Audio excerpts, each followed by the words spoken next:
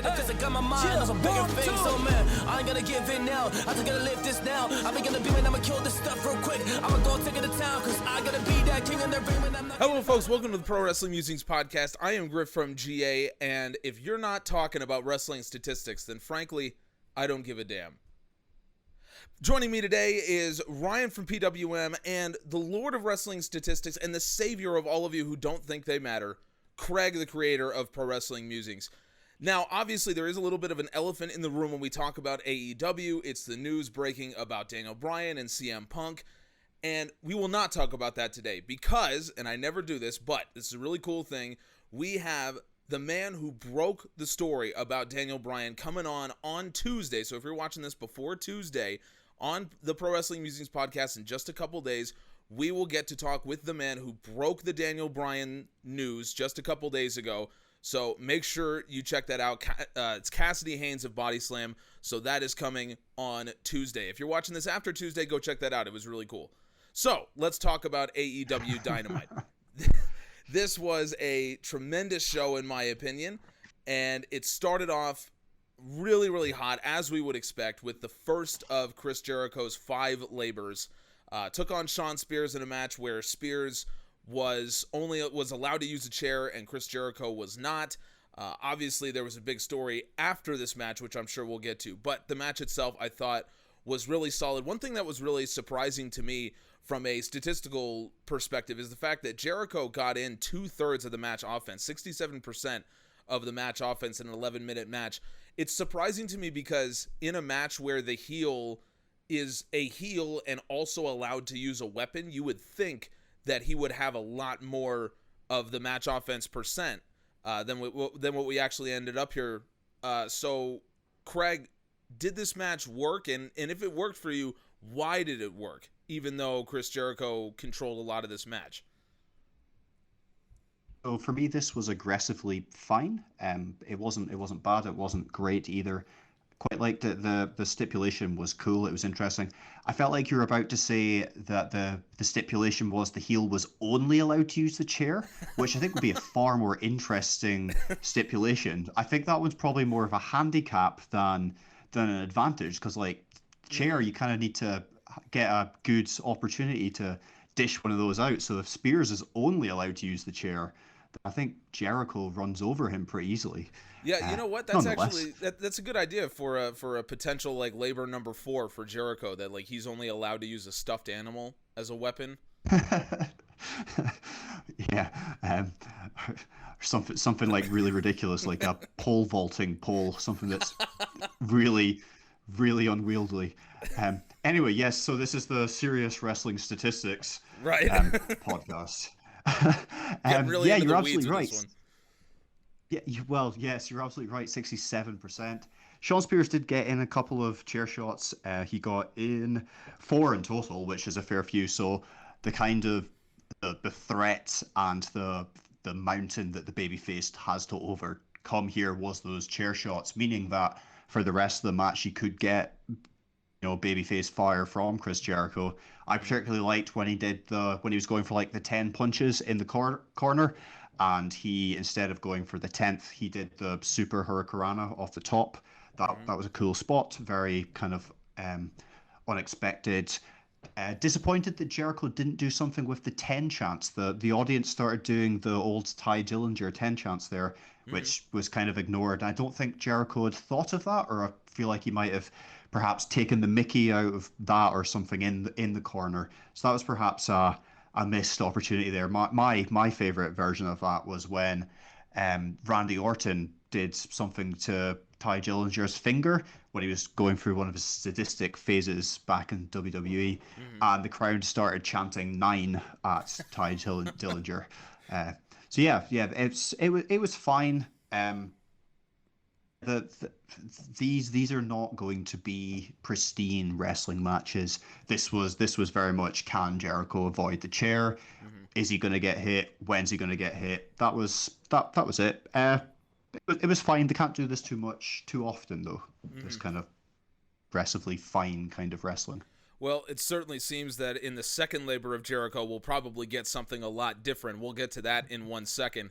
But before we talk about that, Ryan, when it comes to this match with Jericho and Spears, I can't get over the fact that it worked for me, and it obviously worked for Craig, even though on paper, if you were just looking at the stats and you said one of these guys was allowed to use a chair and you didn't say which one, you would think that it would be Jericho. So I'm just, can you give a little bit, like, dive a little deeper into why this match worked mechanically, even though on paper it looks like it shouldn't have? I actually think it worked better on paper than we're giving it credit for. In terms of execution, I'm not sure. That's a whole other story. But from a storyline perspective, Shawn Spears probably should have gotten more offense, but in order to give Chris Jericho more momentum to go ahead and fight the second, third, fourth, and fifth labor of Jericho, it makes sense that he would be able to defeat Shawn Spears relatively easy, if you ask me. Mm-hmm. What really surprised me about this match wasn't necessarily the fact that Chris Jericho got in 67% of the match offense. It was the fact that he had a strike down rate of 22%, or 9 strikedowns, compared to Shawn Spears' 3. Mm-hmm. That's to me is like one of the best ways to show how dominant a wrestler is in a match, if we're using statistics like these. Mm-hmm. So seeing that written out and showing just how dominant Chris Jericho was throughout this match is impressive. To me, the quality of the offense matters more than the quantity. And when I mean quality, I mean like how effective it is, right? Mm-hmm. So I don't care how many punches you try and hit. If one of them is a knockout, that's the one that's going to count, you know? Mm-hmm. So if the fact that it took Chris Jericho basically 10 minutes using these 9 strikedowns to take down Shawn Spears, that kind of is a tiny bit off-putting, because even though on paper it looks like Chris Jericho was more dominant, mm-hmm. it makes it seem as if Shawn Spears is able to take a lot more punishment, if you catch my drift. So yeah. Ultimately, this match to me is a little bit of a contradiction, because on one end you have a guy who's very clearly dominant, but at the same time it kind of builds up the other guy to be more to have more endurance, I guess you could say. Yeah. No, that actually makes a lot of sense, and I think that's further proved by the graph, if you were going to talk about that, Craig. That goes with it too. As you can see there, Jericho starts hot, Spears takes the kind of middle of the match, and then Jericho has this big burst towards the end. That's when he does the punches in the corner, the Hurricanrana. There's a bit of a comeback there from Spears within that. There's a grappling there, a chair shot that downs Jericho. The C4, which Jericho kicks out of. Big, that's interesting. And then Jericho eventually wins with the Judas effects. I see where Ryan's coming from. I did enjoy watching this match, but I could also pick huge holes in it. I really don't like the Chris Jericho character at the moment. I really, really loved his work at the start of AEW as a heel. I like everything that he touched turned into comedy gold. It was just fantastic, and I feel like he is trying to cosplay Stone Cold Steve Austin at the moment. Kind of babyface with an edge, middle fingers, vehicle stuff. The jacket. I don't know. I'm really not a fan of this Chris Jericho character, really at all. And I've said it time and time again. I really feel like the Inner Circle as a whole has, won battle after battle after battle against the Pinnacle. There's that that first week where the Pinnacle looked amazing. That's one of my favorite Dynamite segments, perhaps ever. And then just apart from that one other week, that one other woman show. Oh, can't think of it. The Blood and Yeah, the Guts Blood was and a Guts. victory for the Pinnacle, yeah. Mm-hmm. Although statistically within that match, it kind of put over the Inner Circle, um, over the Pinnacle, and then Right. MJF kind of outwitted Jericho. So it kind of buried the Pinnacle, but kind of put over MJF. I don't know. If I don't know if you can untangle much of that. I've really not enjoyed this this huge, big, long, overarching story which has taken up a lot of TV time. Lots of nuggets in there. Guevara's been great. MJF on the mic is almost always great. But yeah, I really hope it pays off. I hope it's best friends versus Miro and Kip. I hope the ending is really, really good, because it kind of has to be at this stage. Yeah, I would definitely agree with that, but I will say that already they are giving us something that I don't think any of us ever expected. When MJF was talking about the 5 labors of Jericho, immediately everyone starts thinking, well, he didn't say that he has to beat every member of the Pinnacle in order to get to MJF. He just said he has to beat 5 opponents of MJF's choice to get to MJF.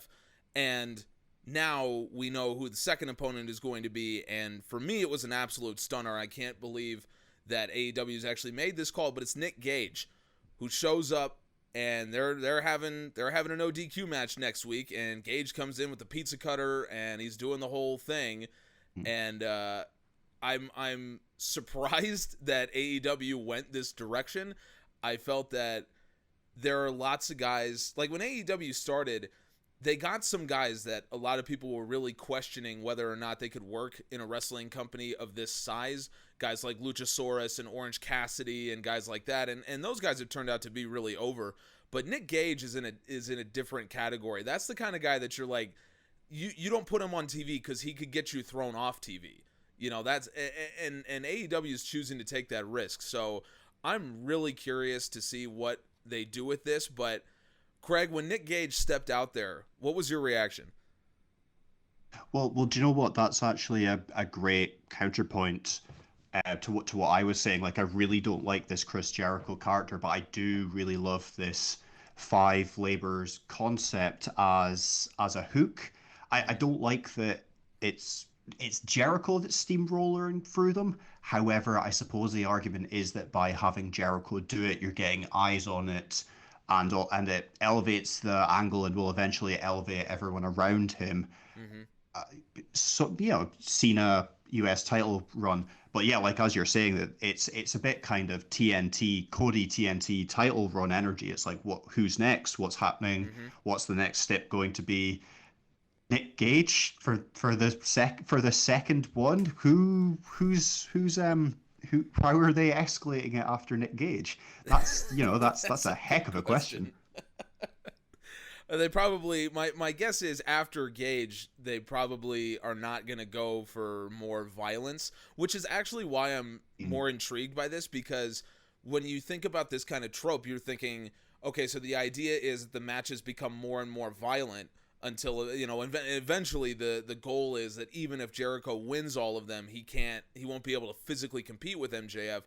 But having maybe the most famous deathmatch wrestler since Onita in AEW fighting in an ODQ match with Jericho, I don't think you can get any more violent than that. So it seems to me that the story is not going to be escalating violence. It's going to be something else, which is part of what intrigues me so much as well. Well, the big rumor is it'll eventually be something to do with Sammy. Mm-hmm. Yeah, and I could definitely see that. I mean, obviously the name Jeff Cobb has been tossed around because he was famously the mercenary that Jericho brought in to deal with Jon Moxley when Jericho was the world champion. So a lot of people have said, oh, they'll bring in Cobb because he works for New Japan and there's a relationship there now. We'll talk about that later. And so that would be, I would like to see Cobb in there just because I've always liked him. I like his style. But Ryan, let me ask you this. You're a resident GCW guy. You watch a lot of these indies shows. You have a lot of knowledge about this stuff. So certainly you've come across the Nick Gage more than just the clips that we've all seen of him. How is he going to work in AEW? You know, when he first came out and when it was revealed that it was him, I was just thinking, oh my God, this is the craziest thing ever, because he, like you already said, he's not someone you would expect to be on cable television as a wrestler. So just from that perspective, that's such a crazy thing. I know a lot of people were going crazy about this because he really is, if he ends up like becoming a member of the AEW roster, I don't know if that's going to happen, but hypothetically, if he were to join, he would be legitimately the toughest person on that roster, beating out Eddie Kingston by a mile, you know? Yep. But by all accounts, this dude is also a super nice guy. All the fans who have been reacting positively have been saying how much this guy cares about the fans and how much he does this for the fans and how much the fans have saved him, you know? So I think it's going to be really cool to see, just from that perspective, how Nick Gage ends up like portrayed on television. I know that obviously he's an awesome deathmatch wrestler. Otherwise he wouldn't be in the position he is as a deathmatch wrestler. Compared to some of the guys who have worked in Big Japan Pro Wrestling or Pro Wrestling Freedoms, whether we're talking Jun Kasai or Yuko Miyamoto, I don't think he's on that level, but he's definitely in the upper echelon of deathmatch wrestlers at this point. And honestly, he's kind of underrated as just a regular old wrestler. You know, he's definitely had some pretty good singles matches in the past. Nothing to write home about, but he's definitely someone who can put on a good match if need be. Another thing I was thinking about that I didn't really start thinking about until like today, basically, is how Game Changer Wrestling is gonna deal with Nick Gage being on AEW, hypothetically, if Nick Gage were to leave the company, because he is their top guy. He was their top guy even when he wasn't their champion, basically. So that's going to be interesting to see if or how they recover from that, if this is something that AEW really wants to go ahead with. I know that there was at one point, there was talk that they were going to bring him in for All Out. I think 2020 All Out, but he was injured at that point, so he obviously couldn't have made it for that. But there was talk about him potentially joining the company back then. So AEW definitely has faith in this guy. I'm sure that a lot of it has to do with the fact that Jon Moxley and Eddie Kingston are there, because they've definitely had interactions with this guy, so they know pretty much what this guy is all about, probably better than most of the rest of the company. Maybe Joey Janela too, because he was pretty big in Game Changer Wrestling. Well, that's a great point you make, because just going off reputation, it would be very easy if there was no one in the company that knew him personally to just look at the guy and see what he's about and be like, nah, you know what, we don't want this guy anywhere near a internationally broadcasted company where, you know, we have advertisers and we have all this stuff going on. They don't know what he's about. But you're absolutely right. When you get guys like Moxley and Kingston that are your top guys that would vouch for him, presumably they would, that changes the equation a little bit. I wouldn't be surprised if that was a huge reason why AEW wanted to go in this direction. Right, absolutely. Now, for the Labors of Jericho, I think it's going to be interesting to see, because obviously this is going to be a violent match, no matter how you look at it. I think it could be interesting because getting the violent stuff out of the way is a good idea so that they could focus on the psychological side of things. You know, when you're beaten down and bruised, like Chris Jericho is going to be inevitably, the one thing that's going to keep him going is the will to survive. But then when you start throwing like other stuff at him, like that already mentioned possibly Sammy Guevara. That could be what really breaks Jericho, you know? So I'm definitely intrigued. I think Nick Gage is pretty awesome. He definitely deserves to be on this biggest stage, despite what some people might say about the guy.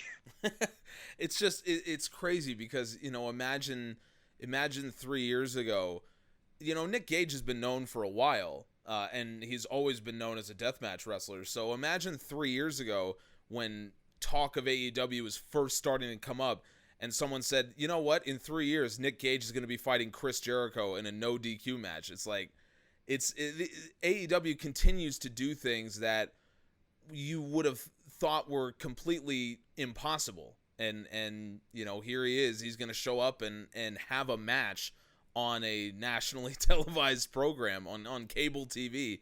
It's just, it's crazy to think about. 100%. That he pretty much summed it up. Crazy. But I guess the same thing could have been said about Eddie Kingston when he first joined the company. That's someone who's been on the independent scene for so long and has been killing it. Definitely not a deathmatch wrestler, but definitely one of the hard asses of independent wrestling. Finally coming onto national TV, everyone freaking out because he was someone who definitely deserved the shot on such a big stage. Yeah, I think it's going to be really cool. Yeah, I'd agree with you on that one. And one final note about this, Chris Jericho revealed later in the show he's doing the Painmaker gimmick for that match, which is always cool. I don't think there's a huge difference in ring between Painmaker Jericho and just, you know, normal Chris Jericho, but it's a cool look. So it's always cool to see that come back. Frankie Kazarian and Doc Gallows. I like Doc Gallows a lot. I've said before, I think the Good Brothers are underrated. I think that if you only know them for what they've been doing in AEW and a little bit in Impact, you wouldn't realize how good these guys really are. And in my opinion, this wasn't on the level of Carl Anderson versus Jon Moxley, but I still found it pretty enjoyable. This was much more big guy versus, you know, fiery guy type of trope that we're seeing with Gallows just laying in massive shots, big offense. He led 15-2. He had 58% of the match offense. He just dominated Kazarian, but they told a really good story, and Doc Gallows still needed to cheat in order to win ultimately, and I am surprised that he ended up getting that pin and beating Kazarian. I figured Kazarian would have won, but this was a fun match. I did enjoy it. Craig, what did you think about this one? Yeah, so when you're taking down statistics for a wrestling match, you get quite good at knowing or having an idea about what's about to happen. You know, that's about to be reversed. That's definitely a kick out, etc., etc. This one, this surprised me. I was about ready to put it down as a kick out. 1, 2, 3, match over. Bizarre. I didn't think that they would. They seem to be putting a lot into this Elite Hunter character. Pops are huge when he comes out and kind of deals with the cheating. So I was very baffled by this. It's been suggested that this loss will push Kazarian to be more desperate and to be like, well, you can beat me in the ring, but I'm still going to come at you, which is a good story. The other suggestion that I've seen is that it was 1 versus 2, so Kazarian needs to go and find some of his mates. That could happen too. I don't know if it will. There's a lot going on with the Elite and Page and his friends, and Kazarian just feels a little bit out of it, to the side. So yeah, I don't know. It's a very, very strange one, and I wouldn't think they're just dropping this. I wouldn't think they're just dropping it. So hopefully there's a plan, and this will make sense eventually. And with Gallows being champion again, Impact Tag Team Champion, I suppose it does make sense for him to win a match. Yep. just strange that that is at the expense of this Elite Hunter character. Yeah, I agree with you, and it's a good point you make that, it feels like the Elite Hunter storyline is like a tertiary part of this, and so maybe they wanted to give this match because it's between two really solid workers that have been around for a long time, and they can put on a really solid TV match, and they're just kind of waiting for when Kazarian can take more of the spotlight in this storyline. But it feels like that will be a while because, as we've speculated time and time again, if they are going to do a title change at All Out, that's in September. So Kazarian still has 5 or 6 weeks before the main storyline, that being Hangman and Omega, would wrap up if Hangman were to win the title at All Out. So I don't know if it's going to continue to be kind of a tertiary part of the story, or I don't know. I mean, the match they delivered is good, so I'm not necessarily complaining. But it does feel like it should be a bigger story than it is. Ryan, am I being a little unfair to it? I wasn't the biggest fan of this match, not just because of the result. I kind of thought it was boring. And it's a weird situation for me because I think in terms of story, it could have been better for the story had the match gone longer. But if the match had gone longer, it would have been more boring, Yeah. We have, Craig mentioned the fact that Doc Gallows still had to cheat in order to beat Frankie Kazarian, but the match was only 6 minutes long. So the fact that he had to cheat after only that long just makes Doc Gallows look kind of desperate, and it makes Frankie Kazarian look like a chump. So I'm not sure that anything from this match really went over all that well. It was a serviceable match. Nothing, once again, another match that's not anything to write home about. And I don't really even know if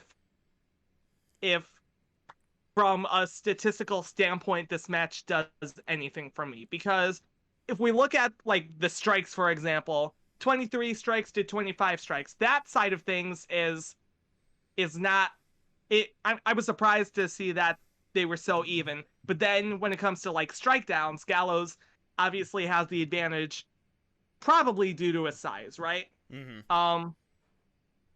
This match really confused me. It really didn't do anything for me. I don't know what Doc Gallows really gains from this win, considering that, like, he hasn't done way too much of note in his time in AEW anyways.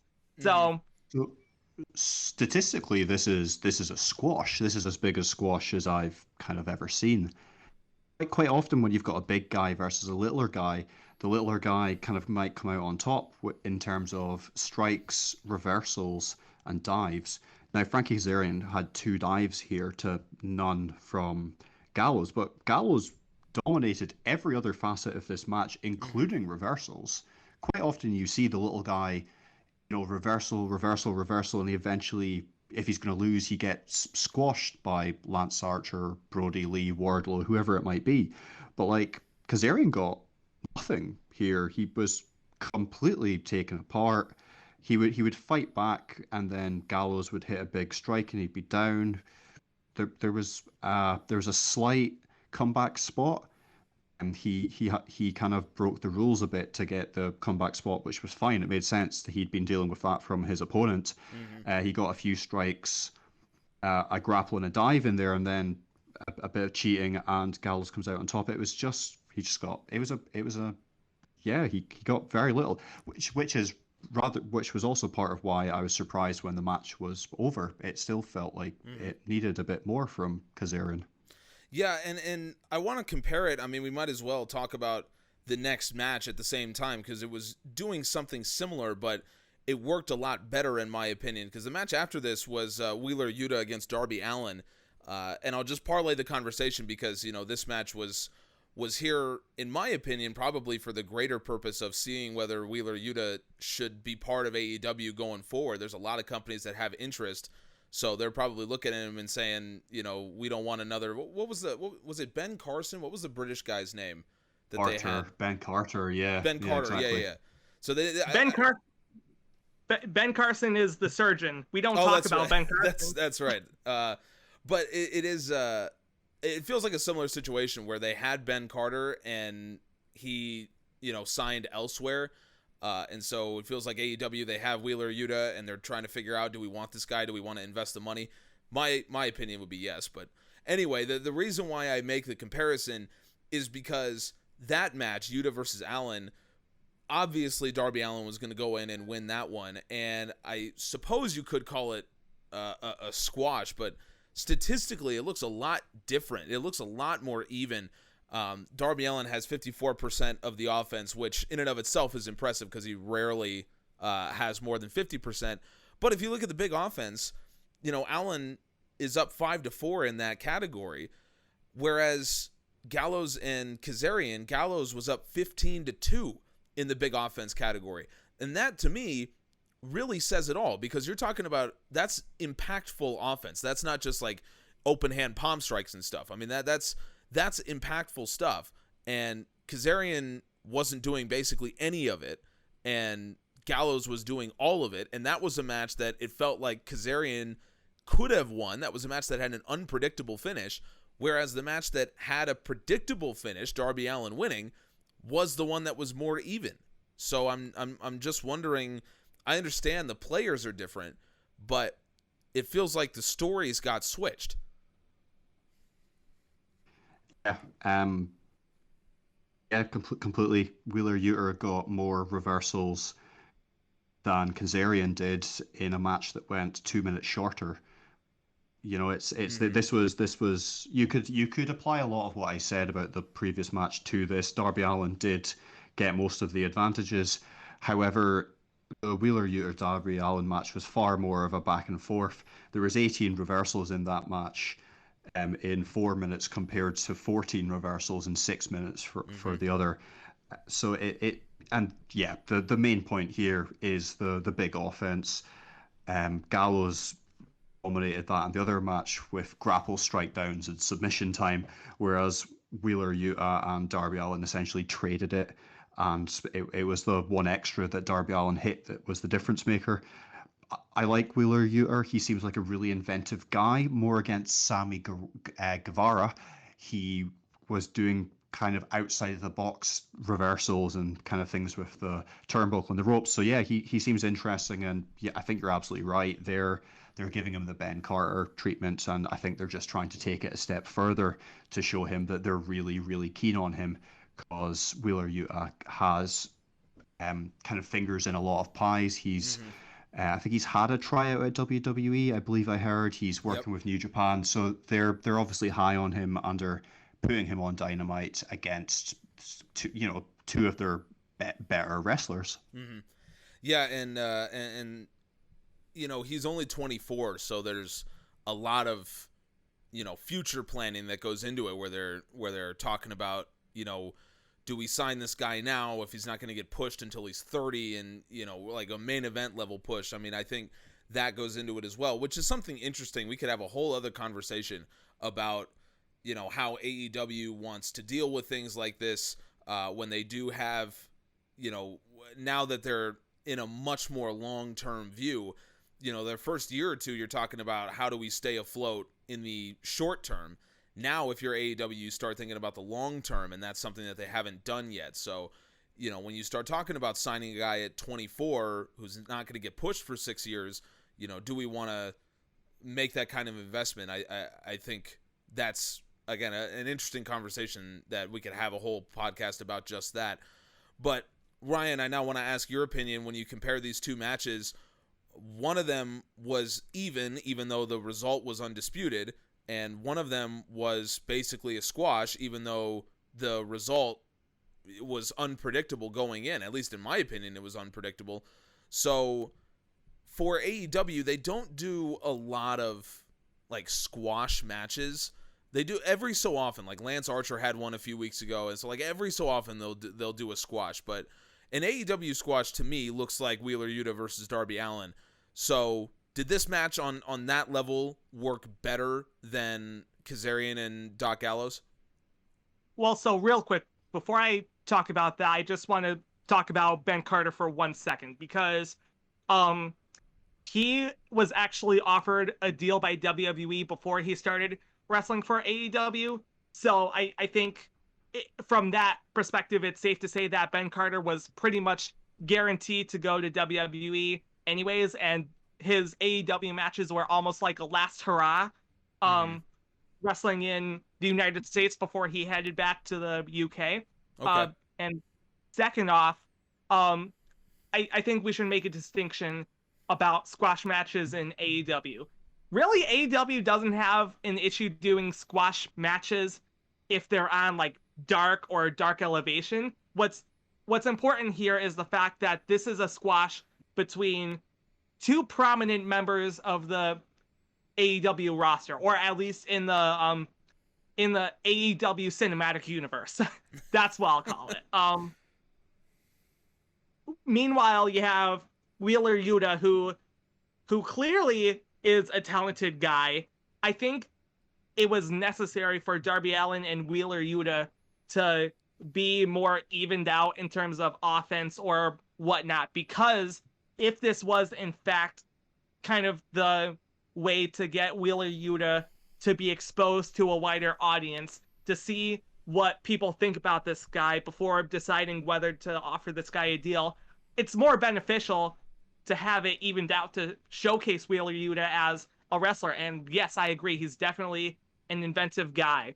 In terms of comparing that to the Kazarian Gallows match, I don't really think that storyline wise, yeah, Frankie Kazarian and Doc Gallows lose a lot because of how this match went down. But in terms of further momentum, I'm not sure that's the case, because ultimately Doc Gallows will continue doing his own thing and Frankie Kazarian will continue on with this Elite Hunter gimmick. Yep. This loss, even though it doesn't necessarily benefit the story, if you ask me, it doesn't really harm Frankie Kazarian the person. So comparing the two is kind of a weird situation, because both matches have such different purposes. So I'm not sure how much more we could talk about it from that end of things. What I will say is that I do think whether or not Wheeler Yuta does end up getting signed to the company, I think he'll be a great asset wherever he goes. The fact that he's been, even though he had the WWE tryout, the fact that he's been wrestling consistently for New Japan, Ring of Honor, and now AEW, I kind of think that he's exploring his options, and I'm not sure that he's going to end up in WWE. If he does end up in WWE, he'll be a good asset on NXT, but I think he's definitely going to end up elsewhere, regardless of whether he ends up with AEW or not. So I'm excited for the guy, because he's been making a name for himself for a while now. Most notably, just pretty recently, actually, he had a match against Lee Moriarty, who's another excellent talent, at Beyond Wrestling. I think they went like 40 minutes, and Wow. No, 50 minutes. Sorry. I don't have the attention span for that, but it was still an awesome match. Wow. So that's saying something about those two. Yeah. Absolutely. Yeah. So yeah, Wheeler Yuta, he's an awesome wrestler. And apparently he knows how to play the steel drums. So that's pretty cool. I'll just leave it off on that. Awesome steel drum player. That's it. Well, credit to him. I think though the biggest storyline that came out of this, because I do agree with you, comparing these two, the matches did have a different purpose. So even though statistically I think it's worth comparing them, at the end of the day, what the Gallows and Kazarian match was ultimately there to do was to set up the next segment with Hangman Page and Kenny Omega. That's really what it was there for. And in that sense, it worked fine because Kazarian is still a babyface. He got sympathy. They beat him up. They did all the stuff. They brought out Kenny Omega and Don Callis, and they cut a promo, and they're great. And then, Hangman comes out, and this segment really worked for me other than the fact that Hangman still got his ass beat. In my opinion, at this point with this character, I wanted to see him walk out and just beat up 5 dudes. And so to have him get killed by 3 guys, one of whom just had a match, or 2 guys actually, one of whom just had a match, I wasn't a huge fan of the way that went, but I do understand it's a babyface trope. It's as old as wrestling itself, so that's fine.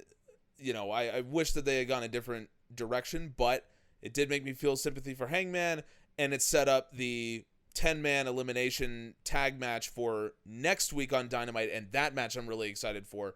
So in that sense, it did its job. Craig, what did you think about the whole World Championship angle following Gallows and Kazarian? They're always good, aren't they, these segments with these guys? This one was a bit understated than we've seen in recent weeks, and that was okay. The 10-man elimination tag is going to be ridiculously good, I have to believe. I really want it to get the blood and guts treatment. I don't think it will, because there are 5 matches on next week's card. Like, these 10 guys in that ring, you've got like the 3 guys from the proper elite, the Bucks and Kenny, and then like Uno and Stu in particular is an unbelievable wrestler. And then you've got John Silver in there and Adam Page, and it's just the combinations and the stuff they're going to be putting together. You got a glimpse of it with the Hangman and Dark Order stuff there, which resulted in the Buckshot Lariat. It really, really, really should be excellent. I just have slight concerns that I don't think they are going to present it like I've just described, because there's another big match on that card and I've forgotten it. That's really embarrassing. Jericho Gage is on that card, so Jericho Gage, is there not something else? Yeah. the huge tag match. Then we got the powerful. Then of course the IWGP US title match. But that's we'll right. Get to that. We'll talk about We'll get to that one. Yeah.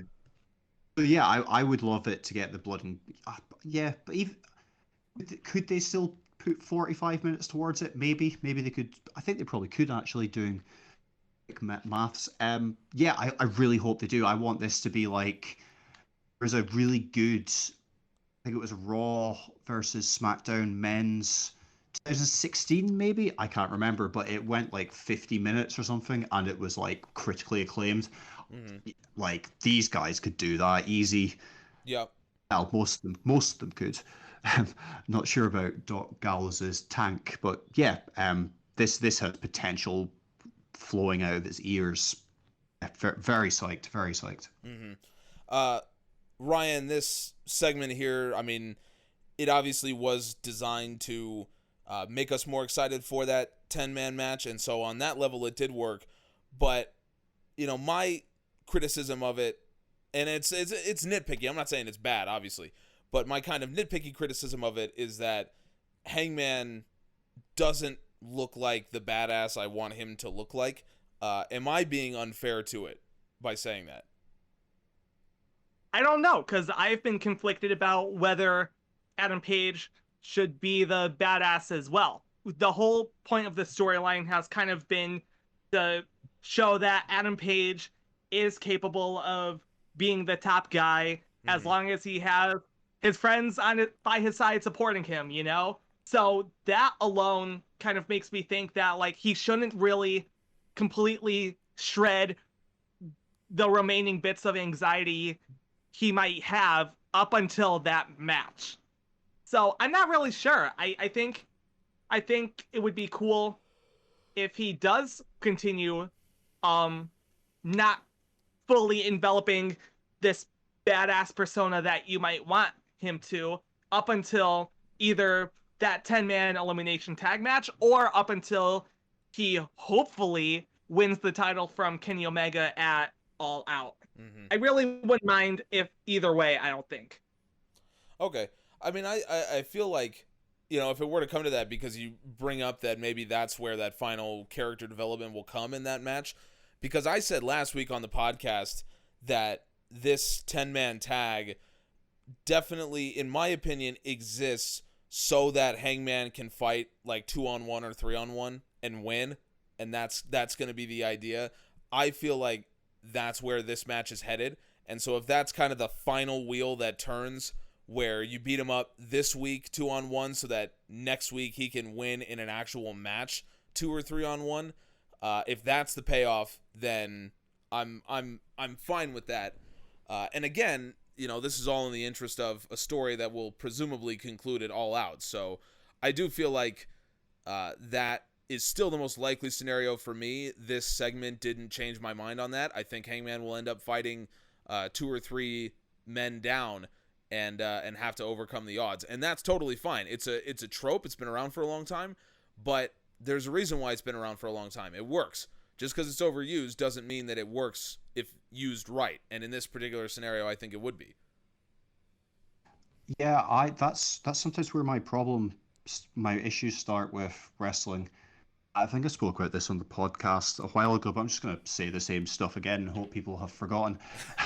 I can remember being very young watching The Undertaker beat Brock Lesnar and The Big Show in a 2-on-1 handicap match that some authority figure had put on him. And then I think the last time of the podcast I said this, the can't talk, the Dakota Kai turn War Games match that resulted in Candice LeRae and Rhea Ripley winning a 2-on-4 match. Like these things make you feel like a moron for watching it, like you're kind of simple, and that, you know, somebody can go, you do your best of 7 series, Sheamus goes up 3-0, and then Cesaro brings it back to 3-3. These things don't really happen almost ever in sport. They do happen. They're fairy tale stories, and people think that they happen more than they do because of like out of the ordinary things stick in your memory more. This shouldn't. I don't know. I'm not a big fan of the idea of Page fighting back from 3-on-1 to win the match.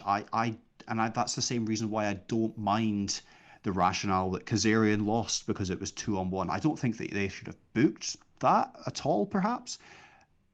And that brings it back to I don't have too much an issue if Page kind of is struggling in the 2-on-1 situation and then the Dark Order have to come out.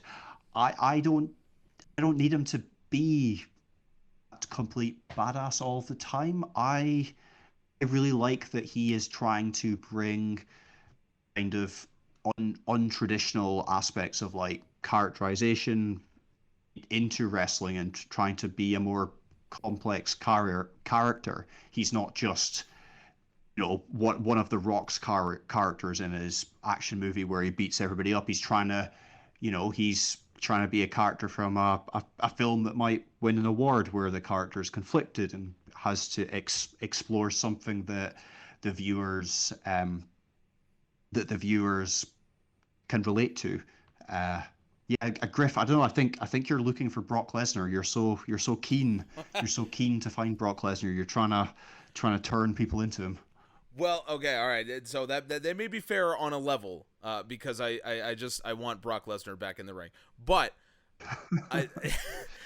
what I will say in the case of Hangman, the reason why I want this particular character is one, because I really like old Western movies, like Clint Eastwood Westerns, and that was Hangman's character in a way when he first started. Like, he came out on a horse and he had the cowboy shit and all that kind of stuff.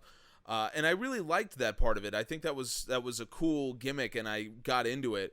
But the reason why I want it now is not because I'm saying just bring it back to that point. It's actually the opposite. The reason why I want it now is because when he first came to AEW, it felt like that was just a gimmick. And if he were to return to that character now, it would feel deserved because he's gone through all this stuff. He's done the anxious millennial cowboy stuff. He's done all that. And he's now returned to a place where he is capable of being that guy. From a booking perspective, I don't want him to be a monster like Brock Lesnar. That's really the difference, because he can win, but the way you win makes a difference. So like, you know, there would be no danger of Hangman doing like a Lesnar or Kingston situation where he just runs through some guy, and if he does, it would be like this massive moment because he never does that. So I don't need him to be booked like that in the match. But the reason why I bring up the idea of fighting from 2-on-1 is because that has been done a lot of times in wrestling, where the babyface has to fight back against the two. I do understand what you're saying. I guess from the point of realism, it would be a little beyond the realm of believability that someone could, you know, conceivably beat two guys in a fist fight. I mean, it can. Of course you can do it. I'm obviously suffering from post WWE traumatic stress disorder, which I believe is kind of rife amongst kind of any kind of wrestling commentary. Yeah, that's a good point. That's a good point.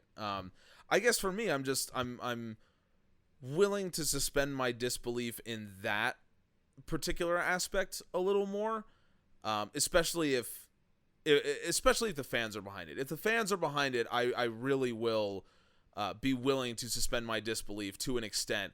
And so this kind of thing, I'm kind of projecting forward where the fan, you know, you get that elimination of the final Dark Order member, and so it's just Hangman, and the fans start to put it together in their mind that, you know, if Hangman is going to be the one to beat Kenny Omega, he has to overcome these odds. And so you kind of feel that energy building, and we know how mega over Hangman is.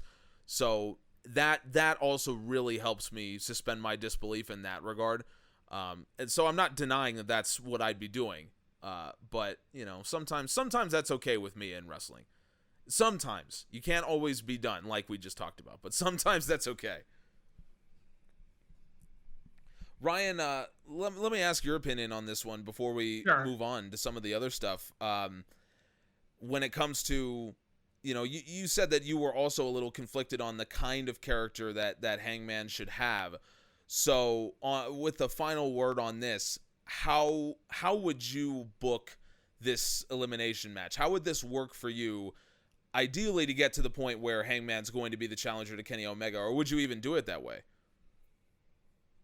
I think Adam Page being either the last or one of the last members on his team would be a good enough way for him to officially challenge for the belt. I think if he ends up being one of the last people and he ends up winning it for his team, I think that would be a great way for him to be like, you know what? Yeah, I deserve a chance at that title. Give it to me, all out, that whole thing.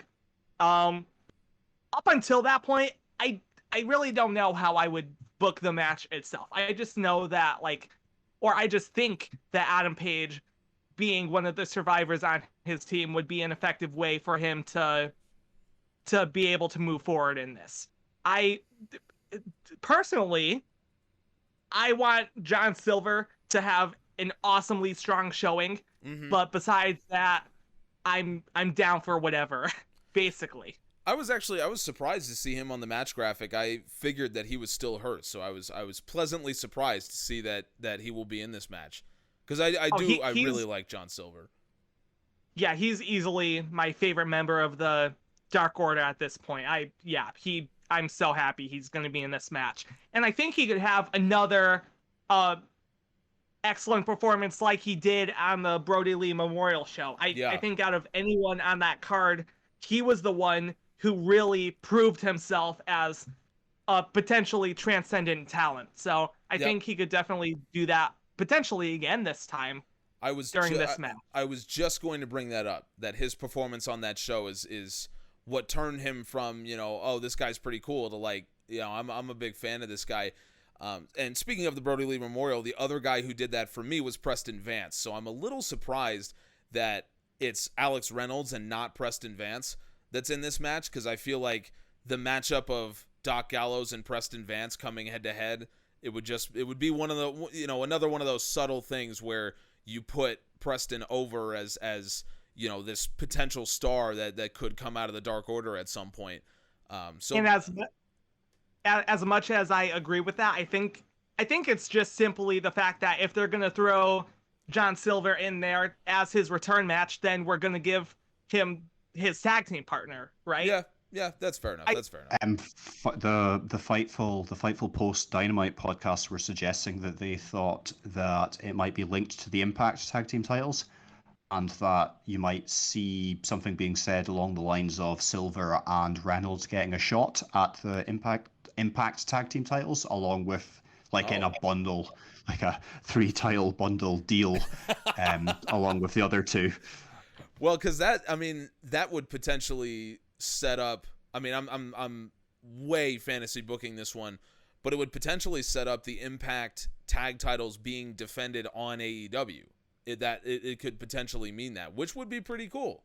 I'd be down for that, and I really like Silver and Reynolds as a team. So I'm not saying it's bad that Reynolds is in there. I'm just a little surprised that Preston Vance isn't. Yeah. Let's go to the AEW Women's World Title match. This, to me, was another good match. It failed to capture my interest just because it was so predictable what was going to happen. So I kind of lost interest in it because I knew who was going to win. But that being said, it was still a fun match in my opinion. And Britt Baker really has come leaps and bounds since she first started in AEW, both as a character, as we know, but also as a wrestler. I think as a wrestler, she has really, really improved and is capable of putting on some really good matches. I'm pretty sure this is it for Nyla Rose challenging for the world title for now, and I kind of hope it is because I'm kind of sick of seeing her. I want more people to challenge Britt Baker, but yeah, I thought this was pretty good. This was a well-told story, and it got us to the point where Britt won and the fans went nuts, and that's what we wanted to see. So good in my opinion. Craig, what did you think about this one? Okay, so this is going to be a different opinion. I have generally been very positive about the women's division, like the talent and what they can do in the ring. I've said plenty about not getting enough time or needing to be more investment in it from the company. I know people disagree and will say things like the division needs to get to a certain point and they're dealing with a depleted scene. I really, really, really did not like this match. And I was also really disappointed in Britt Baker's match against Hikaru Shida at the pay-per-view. I really enjoyed Hikaru Shida's title reign. I know that she didn't get either or wasn't successful at, depending on your opinion, kind of doing the talking and the characterization as a champion. However, her in-ring always worked. She was excellent in the ring. She always was. She made all of the matches look great. During that time, you had other people like Tay Conti doing really cool things. You had Britt Baker in the background, promos, the stuff with Thunder Baker, good matches here and there. Mm-hmm. I have said that they've done a really, really good job building up this division. I don't know if they've got complacent. I don't know if it's just been unlucky. I thought that this match was sloppy in parts, and it seemed like the two of them were lost. There was right at the end of the commercial break, I was watching on Fight, which maybe made it more obvious. Maybe it was harder to notice in the picture-in-picture box, but it was as if they were talking to each other and then whatever they said just didn't work out, and they had to stop and then talk, and then they just kind of started hitting each other again, and then eventually it went back to the main cameras or whatever. Yeah, it was it. I yeah, I was just so disappointed in this, and I really really want it to work with Britt Baker at the helm. In terms of how the match was booked, it was really really interesting. 69% of the match offense to Britt Baker, Yep. but they Yep. got a 50-50 split for the big offense. So Britt Baker getting in a heck of a lot more simple strikes, but in terms of the big offense, it's straight down the middle. Um, 5% strike down rate for Britt Baker, 20% strike down rate for Nyla Rose. So Mm-hmm. yeah, some really interesting statistics there. I don't know, just it really didn't work for me. I'm not angry, just disappointed. I'm glad you brought up uh just A the little bit angry. a little, he's a little angry. But I do want to talk about the graph, because the flow of offense chart, um it to me just exemplifies why I thought this match was fine, but I lost interest, because I do agree with you. It was sloppy at points, so I'm not saying it was good. Like I I thought that Doc Gallows versus Frankie Kazarian was good, but it had weird booking. This match was fine and it had weird booking, and it's almost like in the middle of the match they started to physically explain to me that Nyla Rose has no chance, because basically what happened was in the first like 5 minutes of the match, both of them were increasing their pace, and so you can see on the graph that both lines go up and then both lines go down at the same time. So like there's no, it's not typical of what you'd see from like a face versus heel match. It's not typical of what you'd see from a match where the result is predictable, because they had to know that everyone and their mother thought that Britt Baker would win this match. So they basically just proved it halfway through when Britt Baker's offense started to decline, and then so did Nyla's. And so you're like, is there a comeback here? Like, is something going to happen? And then eventually Nyla kind of picks it back up because she hit a beast bomb, and then Baker kicked out. And then as soon as she did that, you're like, well, obviously I knew it was going to go this way already, and now for sure it's going to go this way. And then if you look at the flow of offense, if you look at the cumulative flow where we add up the offense totals from each 3-minute period, and again, you can follow with us over on ProWrestlingMusings.com. You can see all these stats, follow along. Britt Baker was never any doubt that Britt Baker was a better wrestler than Nyla Rose, both with my eyes and in the stats, the way that they're telling the story. There was no doubt that Britt Baker was a better wrestler at any point during this match. Nyla Rose never got close to her from an offensive perspective. So it feels like a match where they went out there and they said, you know what, this isn't working. We're gonna put Britt over as a dominant champion. She's gonna run through Nyla Rose, and we're gonna be done because we got to ditch this story. Which, if that's what's going down, good on them. Good on them for doing that, because they realize that it doesn't work. We need to try something else. So that's fine, because in 3 months, I mean, let's say it's like Ty Conti, for example, who challenges Britt next. In 3 months, when they're having that title match, I'm not going to remember this, and I don't care about this. So good on them for doing that, but I do agree with you, Craig. It lost me. It already didn't have me, and then it lost me even more as the match went on. Ryan, what did you think about this one? Sorry, just quickly, I'll queue up Ryan. Sorry, I'm interrupting. No, go ahead. Talking No about problem. also the face heel dynamic was weird, because like Nyla Rose definitely wasn't the face, but Britt Baker was like kind of cheating really Right. blatantly. Like there was a bit where Nyla Rose went up to do the knee thing, you know, when she drapes them across the ropes, and Rebel just got up on the apron and like pushed Britt Baker off the ropes so that she couldn't be hit. I don't like they haven't turned Britt Baker face, but there've been it's always been like, oh, is this a trial run at her being face? I don't want her to go face. I want her to stay heel and be a really hilarious heel. Yeah. But yeah. Sorry, Ryan. No, I totally agree. I pretty much agree with everything that's being said. What really surprised me was the fact, like you said, the fact that Nyla Rose only had 31% match offense compared to Britt Baker's 69%. that just kind of blew my mind because it would just be so easy to have this monster versus not monster dynamic. I had a total brain fart there. Oh my god. I'm sorry. It would just, it feels like this match would have been so easy to book, even though we're talking about two heels here. Mm-hmm. But it just kind of felt convoluted, honestly. I think that typically I think Nyla Rose is a great wrestler, and typically I think Britt Baker has had good moments. But what separates these two, I think Nyla Rose, even if she hasn't had like that one defining match, she's at least been consistent.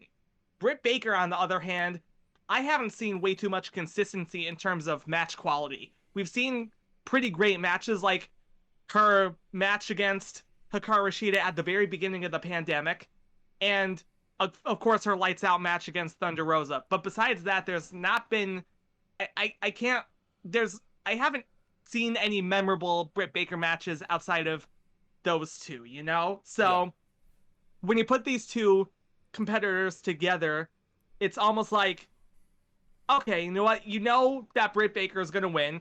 What storyline reason is there for Nyla Rose to win, right? So obviously from the get-go, I was expecting Britt Baker to win in the first place, but I wasn't expecting the match to be way too great. And unfortunately, they proved me right. I know that both wrestlers are capable of putting on a lot better matches, especially Nyla Rose. I don't know that I have much else to say, honestly. I was disappointed because I know these two can put on great matches. But yeah, the dynamic was weird. Like you already said, that moment in the middle of the match where everything just fell apart, that was odd. And I will give them credit for picking it back up and finishing the match fairly strong. Yeah. But yeah, that's pretty much all I have to say about that. So what? Well, this is sorry. I was just checking my stats sheet thing. So I've got numbers for 134 wrestlers that have competed in Dynamite and pay-per-view matches this year.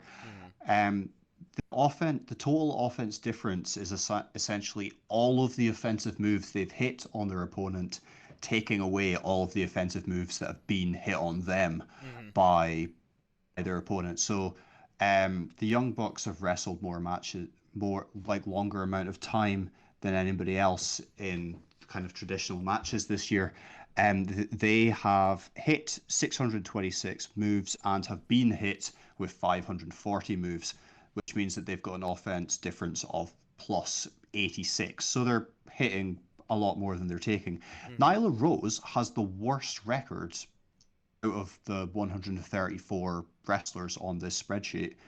She has hit 195 moves in her 7 one-on-one matches this year on Dynamite or pay-per-view, and she's hit 195 moves, and she has been hit by 303 with a minus 108, which is really interesting because, you know, and it seems to be a pattern for how they book monsters. Aja Kong, 2 matches this year, minus 78.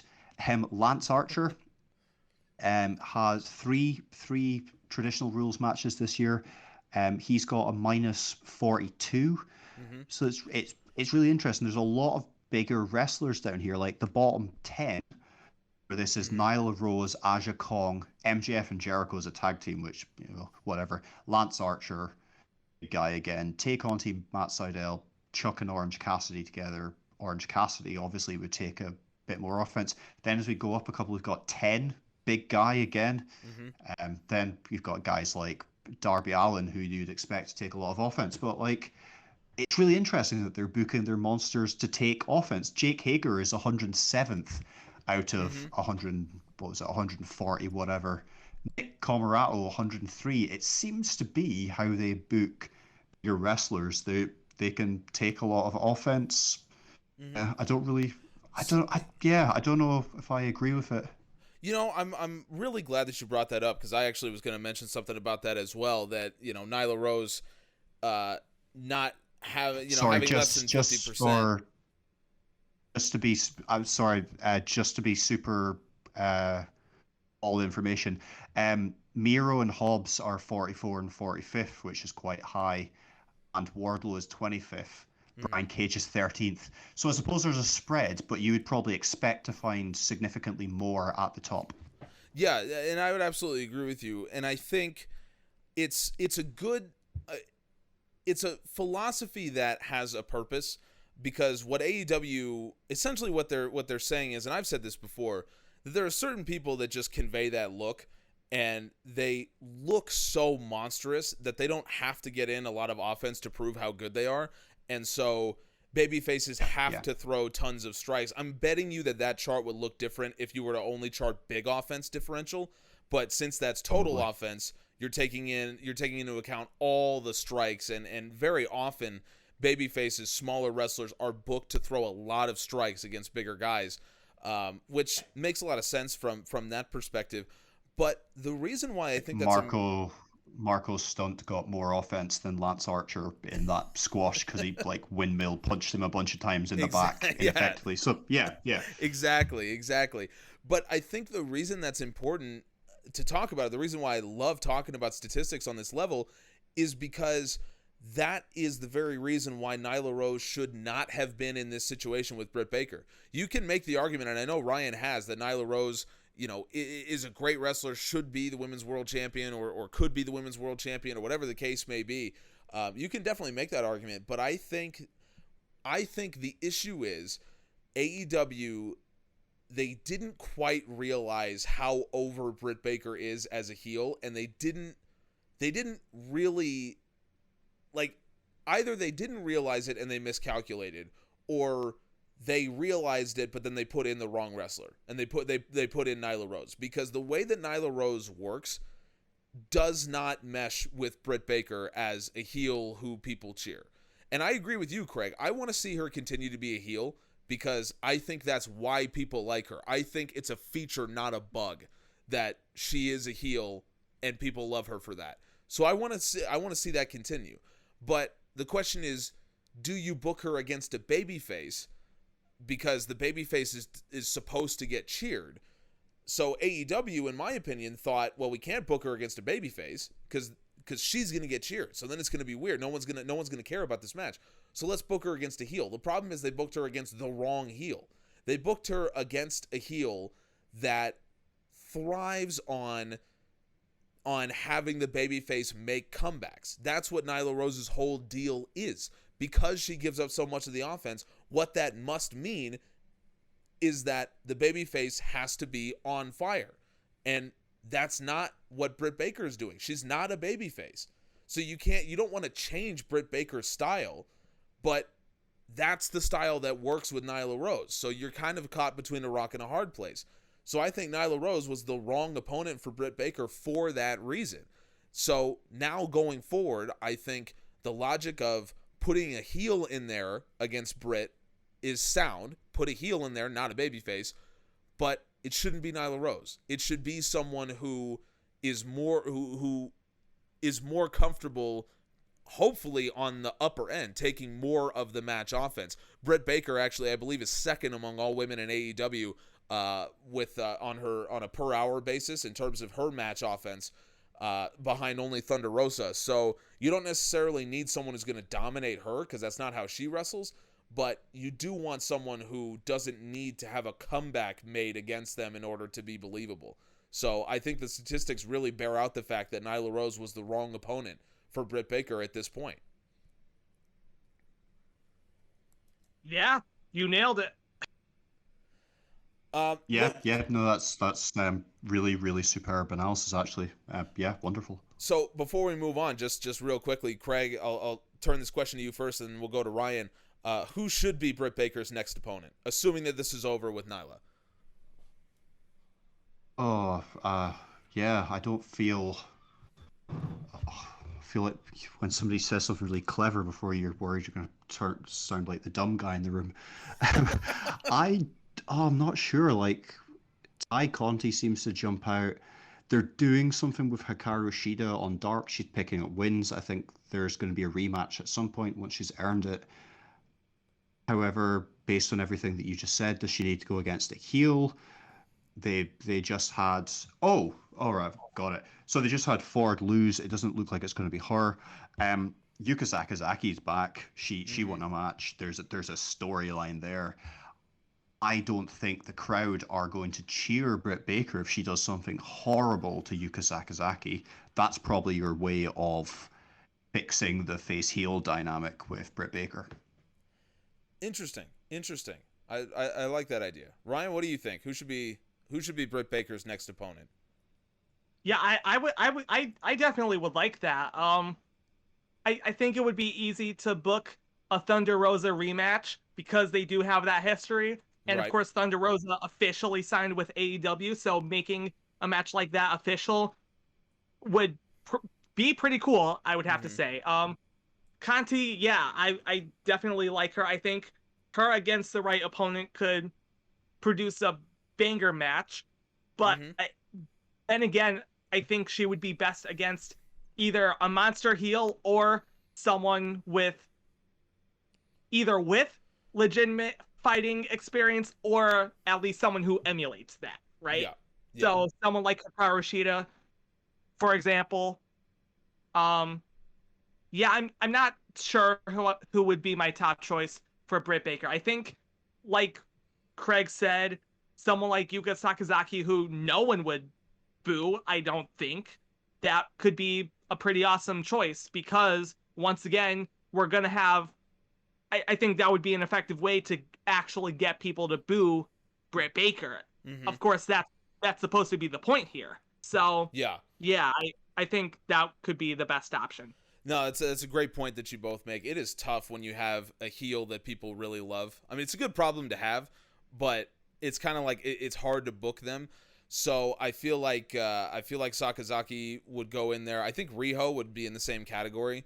People really like Riho, so I think she would probably get cheered and Britt Baker would get booed, especially if like Craig was saying, if she just does something awful, then I presume that's how people will react to that. So I think, in my opinion, you kind of keep that in your back pocket, because I would like to see either Ty Conti, because from an in-ring perspective, she puts on the kind of matches that Britt Baker could thrive with, being a heel, and Ty Conti is not so over of a babyface that you'd have a conflict between people who love Britt Baker and people who love Ty Conti, and kind of you have I keep imagining doing the yay boo spot, but it's just yays and yays for both, like, right, cancel each other out. That's what I'm imagining, which sometimes can work. I mean, people have made it work before, but for right now, I think Baker really needs like a solid feud to just get things started. So I would throw in possibly Serena Deeb into that, because even though Serena Deeb overall in AEW, she actually, her numbers look fairly similar to Nyla Rose in terms of the amount of offense that she gives her opponents, the amount of punishment she takes, but it's for a different reason. And also she has fought a lot differently over the last number of months. When she came back from injury, she has fought almost like a heel. And she's been kind of sadistic with her submission holds and things like that. I haven't seen a lot of her on NWA. I don't watch NWA that much.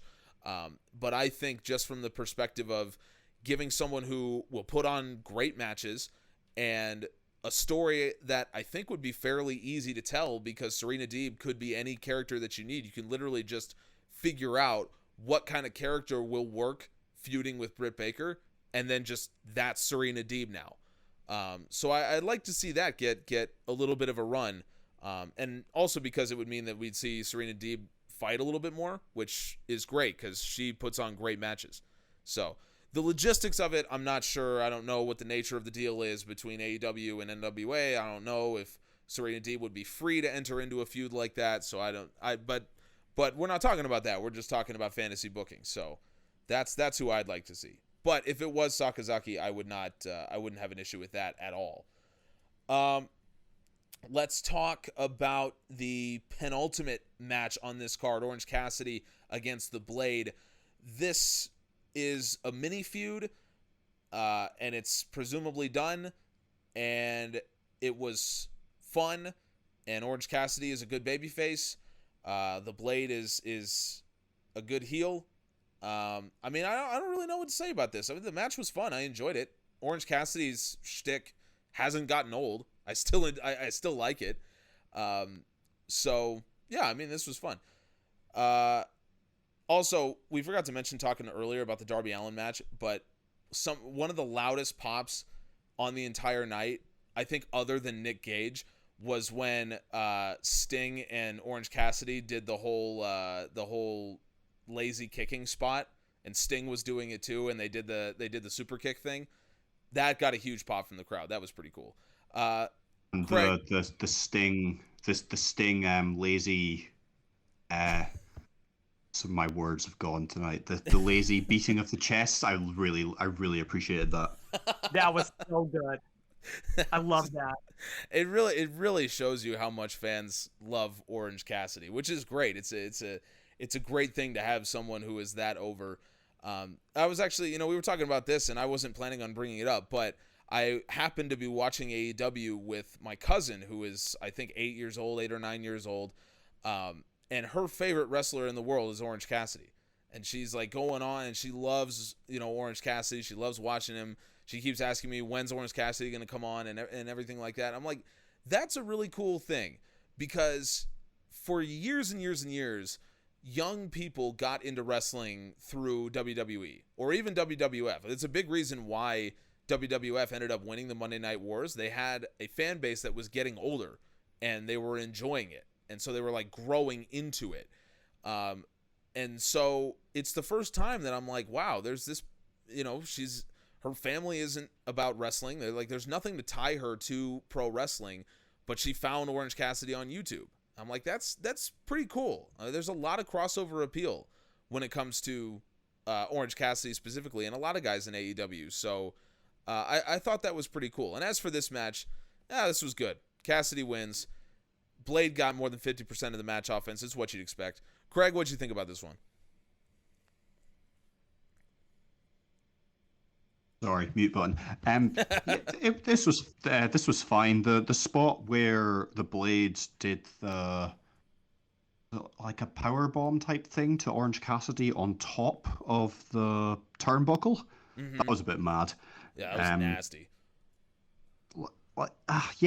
It was a fine enough match. The wrestling was good. It was kind of hard to care about at points. Like, you've been watching the show long enough.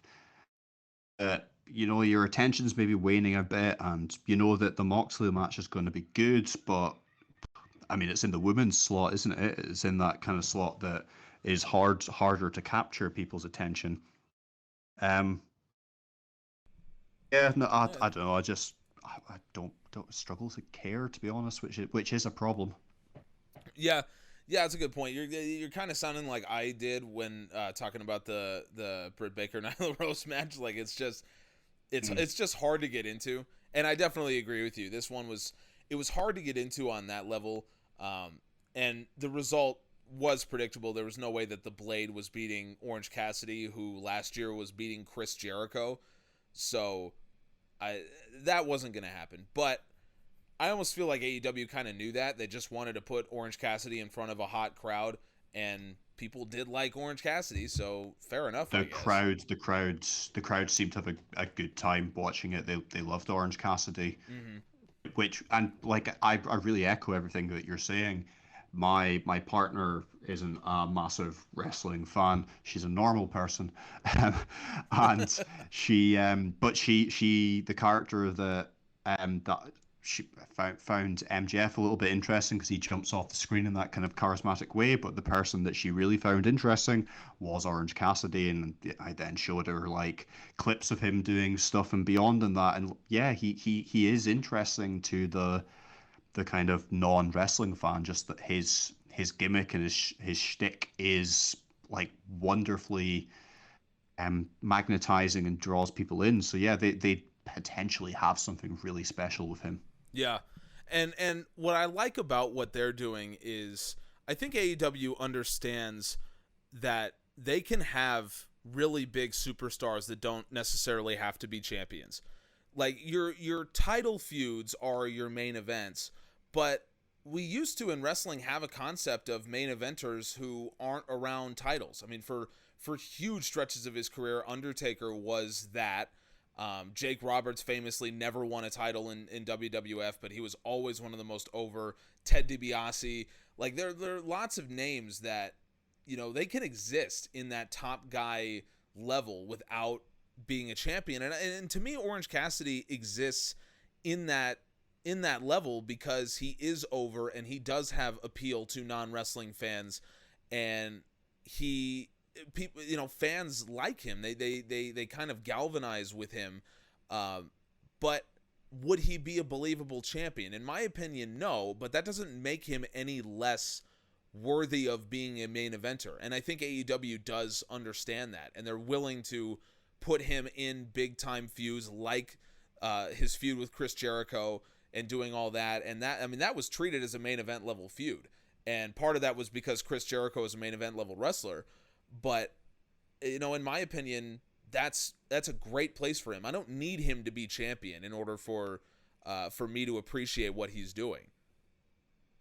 He kind of felt like he could have been a champion after the Kenny Omega match. That's true. Like the fans were really behind him, and Kenny Omega did a great job of putting, well, both men, but I felt more Orange Cassidy putting him over as like the guy that he just squeezed away from in the nick of time. No pun intended.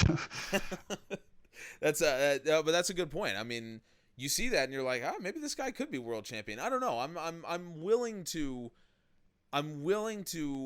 have AEW experiment with a non-traditional champion like that, if they wanted to make that call. I don't know. Maybe I'd like it. My mind is open when it comes to that. Certainly. Ryan, what did you think about Cassidy, Blade, or the larger Orange Cassidy situation? Well, to speak on Orange Cassidy appealing to mainstream audiences, it's so funny because I'll see him trending on Twitter like at least once a month for just being a menace, honestly, for just being who he is.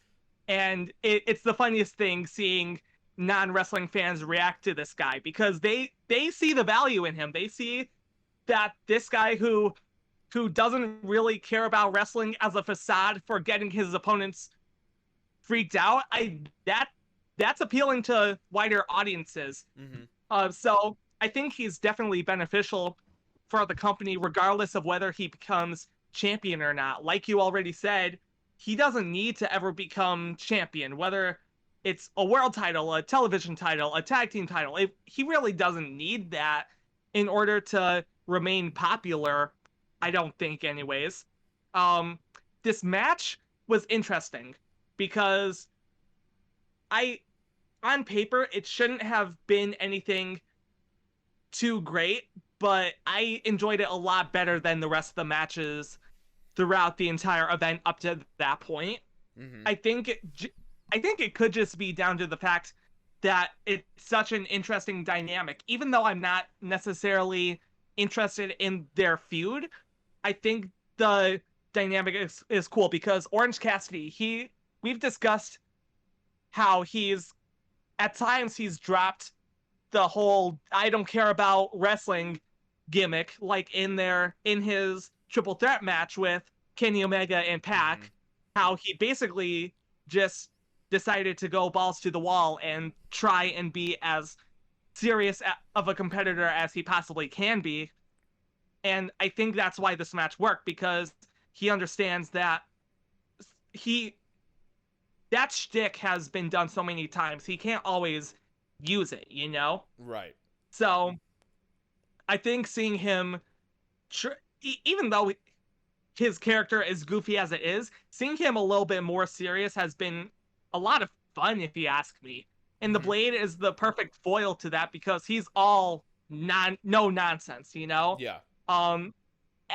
As a singles, I definitely enjoy the Blade better as a tag team wrestler, but he's been showing that he's very much a capable singles competitor when need be. I think that he has the look, he has the moveset, he has the skill to potentially be a pretty successful mid-carder if that's what AEW wanted. Because before AEW, the Butcher and the Blade have both done their own thing as singles competitors, and they've both done pretty well. So it would, I think it would be pretty simple for them to book that if they wanted to.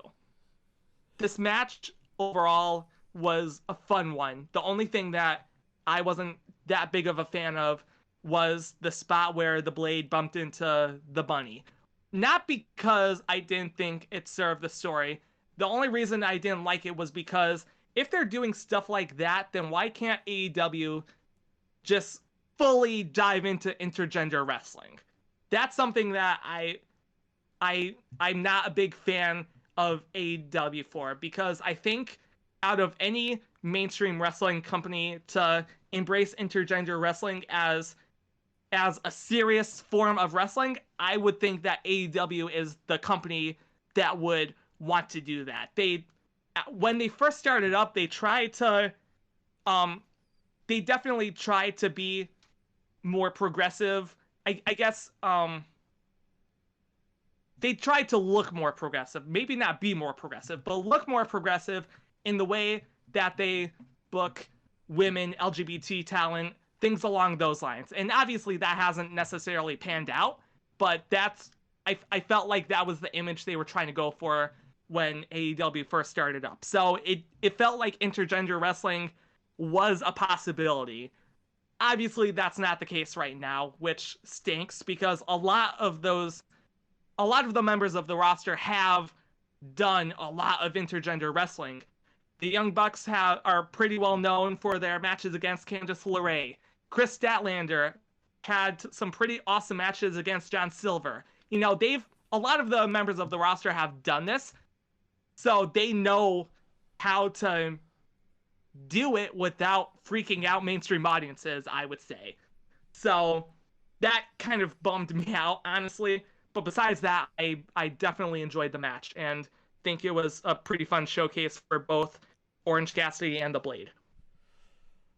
Before we get to talking about the main event, and there will be things to talk about with the main event, I would be remiss if I didn't mention quickly the Andrade segment, the debut of Chavo Guerrero, and our confirmation that Death Triangle is going to be feuding with Andrade.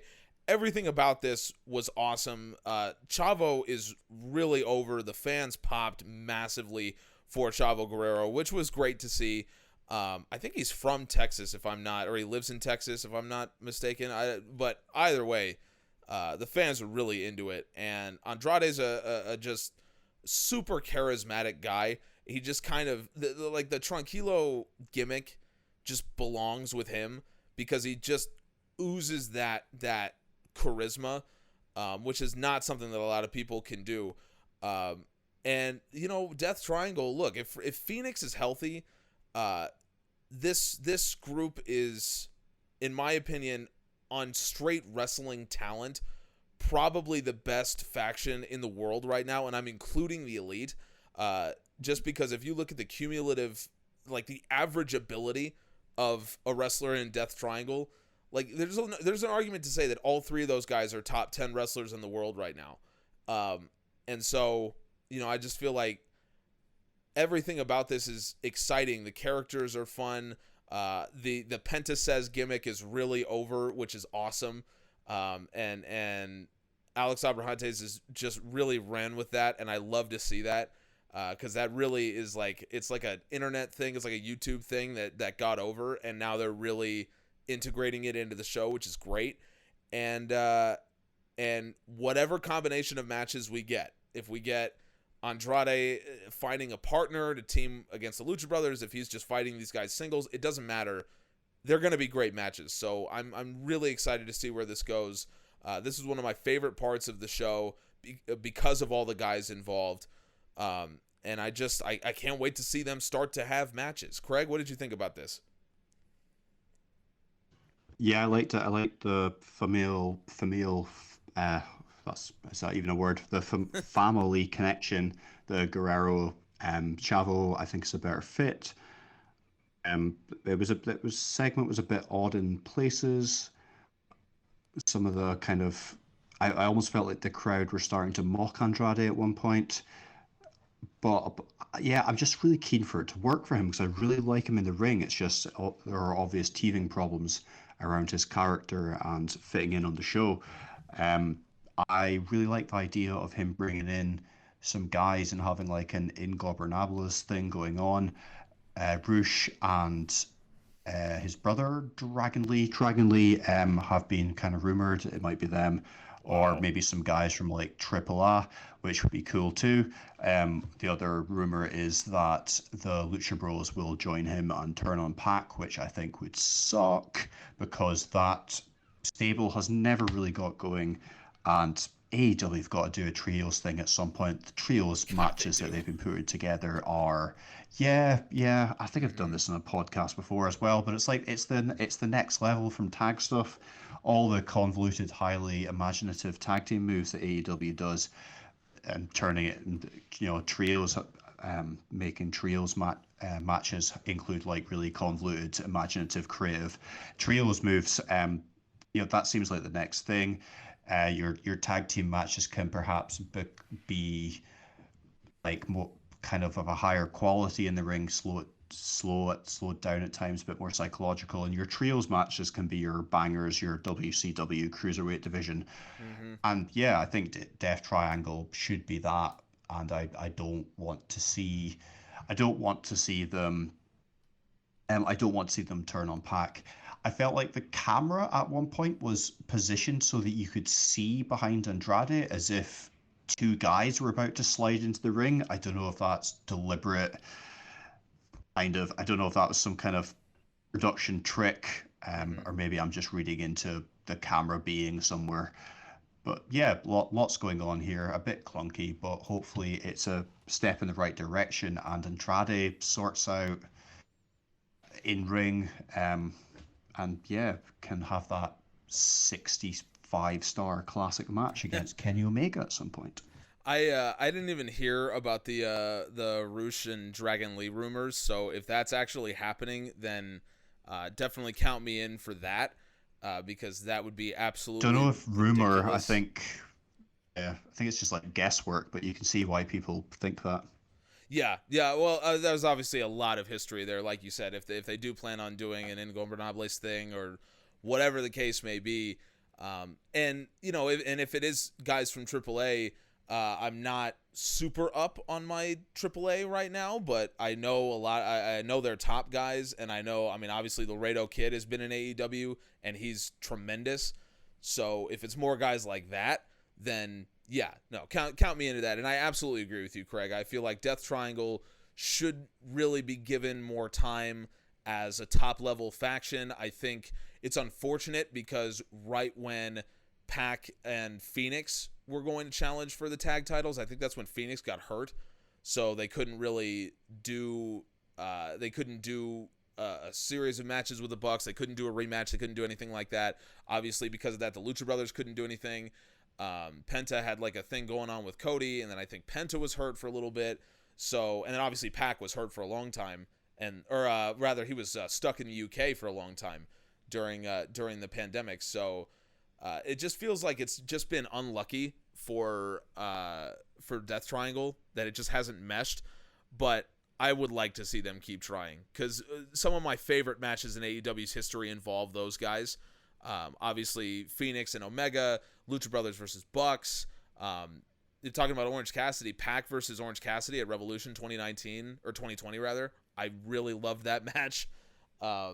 So I just, and if it's trios titles, if you just want to make trios titles just for them, then that's fine. I really don't care. Just let me see more of them. Ryan, you got any thoughts on Death Triangle, Andrade, all this whole situation going on here? Part of me wants Andrade to get some AAA guys to team up with him, but from a storyline perspective, I don't think that would make any sense because he has never wrestled for that company. The prominent Mexican wrestling company he wrestled for was CMLL. So just from that side of things, it would probably make more sense to bring in guys from that promotion. I don't know how possible that would be, considering that AEW does have the partnership with AAA. But that's just one thought. Another thought, as Craig already said, the possible Roosh Dragon Lee thing. That would be absolutely incredible, if you ask me. And considering that Roosh just lost the Ring of Honor world title, I don't think that's impossible. Yeah. The only thing would be Dragon Lee. What's he doing in Ring of Honor? Can he take a break and head over to AEW for a little bit? If so, that would be excellent, because he's easily one of the top luchadors in the world right now. I think he easily rivals Rey Fenix. I think in some cases he could be better than Rey Fenix. And any proof you need of that, just look at his Best of the Super Juniors matches, or any of his matches against Hiromu Takahashi, you know? Yep. Yeah, I would definitely enjoy that. I think it could be fun to have like an AEW Ring of Honor Lucha Libre exhibition type thing, because obviously Roosh and Dragon Lee are in Ring of Honor, but also you got Bandito, Flamita, Rey Horus. You got a lot of excellent luchadors in Ring of Honor right now. And if Bandito AEW and AEW would just absolutely, like, that's a dream for me. Absolutely. I love Bandito. That's the dream. That's pretty much like the main guy that, like, I think he might be the best luchador in the world right now. That would just be amazing to have him, whether he teams up or fights against Andrade. It would obviously make more sense for him to fight Andrade, because Bandito's definitely a face and Andrade is a heel. But yeah, him being in the mix would be awesome. I think this feud as a whole could be an awesome way for AEW to actually bring in AAA guys, because throughout their partnership, it's basically just been AEW sending their guys down to Mexico, but not the other way around, you know? So I really want to see this partnership to be more equal. Yeah. And I absolutely agree with you. I would like to see a little bit the partnership be more equal. You phrased it perfectly. So I'm with you, but it's just the amount of fantasy booking that can be done with this kind of stuff. The fact that the Forbidden Door is now open, and we're going to talk about that in 1 second a little bit more.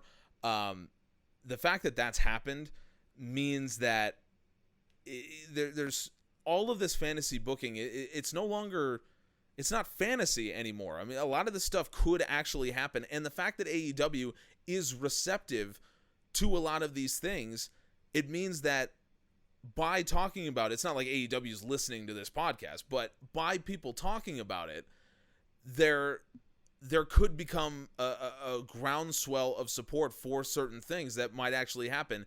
If you want an example of that, look at Nick Gage showing up in AEW. I mean, that's a guy who made his name entirely because the fans, wanted to see more of him. And so now suddenly he's in AEW, and the fans went wild for him. I mean, it's like that building was packed out with fans who knew who Nick Gage was. And it's like, it's crazy considering that the guy has performed in front of more than 100 people, like 3 times in his life? Like, and that's nothing against him. I'm just saying the guy's not a mainstream wrestler.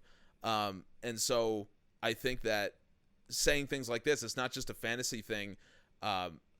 Some of these things could actually happen. And that is what makes it so exciting to think about.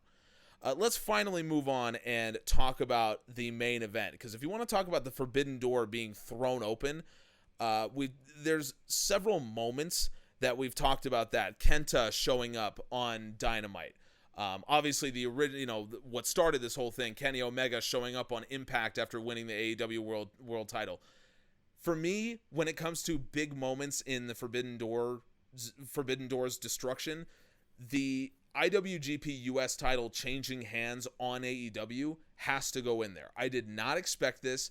I was excited for the match, but I figured this was another Jon Moxley defense. I didn't expect for a second that Lance Archer would win this match, but he did. It was awesome. These two, they did something different than what they did at Wrestle Kingdom in their Texas Death Match, 18 months ago now. And I loved it. It was gloriously brutal. Some of the spots were just nasty in the best possible way. And Lance Archer won, and it was crazy. And I love this match. Craig, what did you think about this one? Yeah, this was interesting to say the least. I didn't think that the title would be leaving Moxley. I thought that New Japan would want to keep it on him. My guess would be that he has decided that he can't or doesn't want to, or fancies spending his time elsewhere for a bit with his kind of his real life commitments, which is understandable. Lance Archer once had it before. AEW will want to build that relationship with New Japan. So yeah, we'll loan you out Lance Archer. That's great. 6 months time, Tanahashi turns up and faces Daniel Bryan. Yeah, that's why you do this for New Japan. If you're AEW. Jon Moxley versus Lance Archer has happened before in this exact same match at Wrestle Kingdom 14 at the beginning of 2020, before everything changed. In that match, it was really interesting. 19 and 17 strikes was the difference between the two of them there. In this match, it was very different. It was 70 compared to 63. Mm-hmm. Oh, but the lengths of those matches must have been different. Not at all. 13 and a half minutes for this one, and it was almost 15 for the other one. So these are very, very similar length matches. This one went at a heck of a pace, whereas the one in New Japan had more time for selling. There were more reversals in the one in New Japan, slightly. Weapon attacks in this one, there was almost 100, whereas in New Japan, there was almost 40. So they worked at a furious pace here, furious being the operative word. Mm-hmm. If you like fork stuff, then this was the match for you. If you like the fork, I don't know how else do you. That's the prevailing image from this match. It was. Well, I was just gonna bring up, like, when you look at the weapon attacks, these two combined for 63 weapon attacks, and probably 55 of those were just repeated jabs of the fork into the other guy's face, which is like, it's on a level, it's so dumb. Because, like, why would you have a fork in a wrestling match when you have barbed wire boards and tables and chairs and stuff like that? But it looks so brutal. Like, sometimes you don't have to question it. Yeah, there's a fork here, whatever. and these guys know how to. It's just, like, really, really nasty. Exactly. But yeah, sure. I'm really glad. So if you go on to ProWrestlingMusings.com right now, you can look at the match stats, and Craig actually compares this to the death match that these two had at Wrestle Kingdom, which is where he's pulling all of these stats from. And it is such, in my opinion, it's such a great point of comparison, because it just shows you it's the same two guys fighting over the same title in the same match with the same length, and yet it's so different. And it just shows you the difference between the philosophy of a hardcore match in Japan and a hardcore match in the US, and what people expect from Wrestle Kingdom versus what people expect from Dynamite, and what these two guys wanted to deliver. Like, you just see on paper that there's such a difference between how they came into this and how they wanted to fight. And to me, it's so interesting because it just shows the ability of these two guys. Absolutely. Two completely different matches, both good despite being different. Seems like a really way of saying what you just said. I've lost all my more educated words. Understandable. Ryan, this match, it's hard to do so many. It's hard to do 2 matches with weapons in the same show. And so the opener, Sean Spears was allowed to use the chair, and he did. And then in this one, obviously, there was just so much carnage and violence. It's hard to make that work, and yet the opening match and this main event were my 2 favorite matches on the card. How is AEW able to do this? Why did it work to have 2 matches like this and still have both of them be really fun, really good matches? I think part of it is the fact that the way to win each match is going to be totally different, but also consider the type of competitors that envelop each match. The first match is Shawn Spears and Chris Jericho, which they could be good wrestlers at times. Then you got Jon Moxley and Lance Archer, who are obviously more, to me, it seems more obvious that they want to go crazier than Chris Jericho and Shawn Spears would be willing to go. But also considering that Jon Moxley and Lance Archer have so much more of a variety of weapons to use, they're 2 different match types, essentially. So I don't think that AEW has an issue here, because they're 2 completely different situations, 2 completely different setups, 2 completely different everything you have going, right? Right. I'm so glad that they finished the night off with this match. I easily the match of the night, and not just because they used a quote community fork. I don't know whether that was supposed to like pay homage to Homicide, but it was still a cool moment anyways, just because I know that someone like Jon Moxley is probably thinking in that type of manner. I don't think he would just use a fork to use a fork. I think he would use a fork thinking about Homicide and how much of a badass he has been over the past how many ever years he's been wrestling, using a fork as a weapon in a lot of cases. Ultimately, this match was a fun time. It looked painful as hell, but I think that's where it differentiates from their New Japan match. Yeah. Obviously, they're 2 completely different matches. You've already said it, Craig has already said it. I think part of it is the fact that the crowd was just going insane the entire time this time around, but also the fact that they have a lot more variety when it comes to weapons. I don't think New Japan Pro Wrestling would be willing to do a death match, like an actual death match. They could call it what they want, but there's no way they would go all BJW or Pro Wrestling Freedoms, you know? And while this time around, this match, I don't think you could consider a match to those standards. I still think it was brutal enough that you get the point that these 2 competitors want that belt really bad. You know? Well, sorry, you. I was gonna say, I think that AEW has really nailed down what the mainstream American audience will tolerate from their death matches, from their no DQ matches, which is why I'm so intrigued for what Nick Gage is going to do when he actually fights. But I feel like, the mainstream crowd would not like, the fluorescent light tubes and the stuff that we see in like the Tournament of Death and things like that.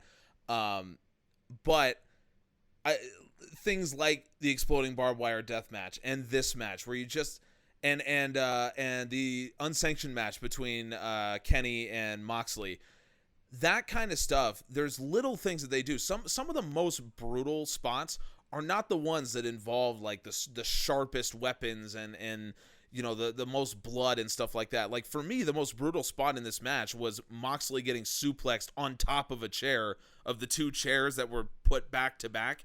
And so he just gets suplexed on top of standing chairs. That was the most brutal spot of this match. And it didn't involve blood, and it didn't involve sharp weapons. Say again? That looked horrific. That looked horrific, because those like quite often when they do those, as soon as they hit the chairs, they like fly out from under them. So it's like, it's going to hurt, but like it's like a glancing blow. Those chairs stayed stuck to the ground. So like Right. Yeah. he like landed Exactly. on top of them and eventually fell off. That looked horrendous. Yeah, so that to me is what AEW is so good at, is delivering spots that are incredibly brutal, but they're not gory and bloody the same way that you would see a really brutal match in like a really brutal spot in a traditional death match. You know what I mean? Which Yeah. credit to AEW for figuring that out, because no mainstream wrestling company since the 90s, maybe early 2000s, has been willing to play around with that and possibly cross the line, because you do run that risk. But AEW's been willing to get into that and experiment and try things. And it leads us to a match like this, which was really, really good.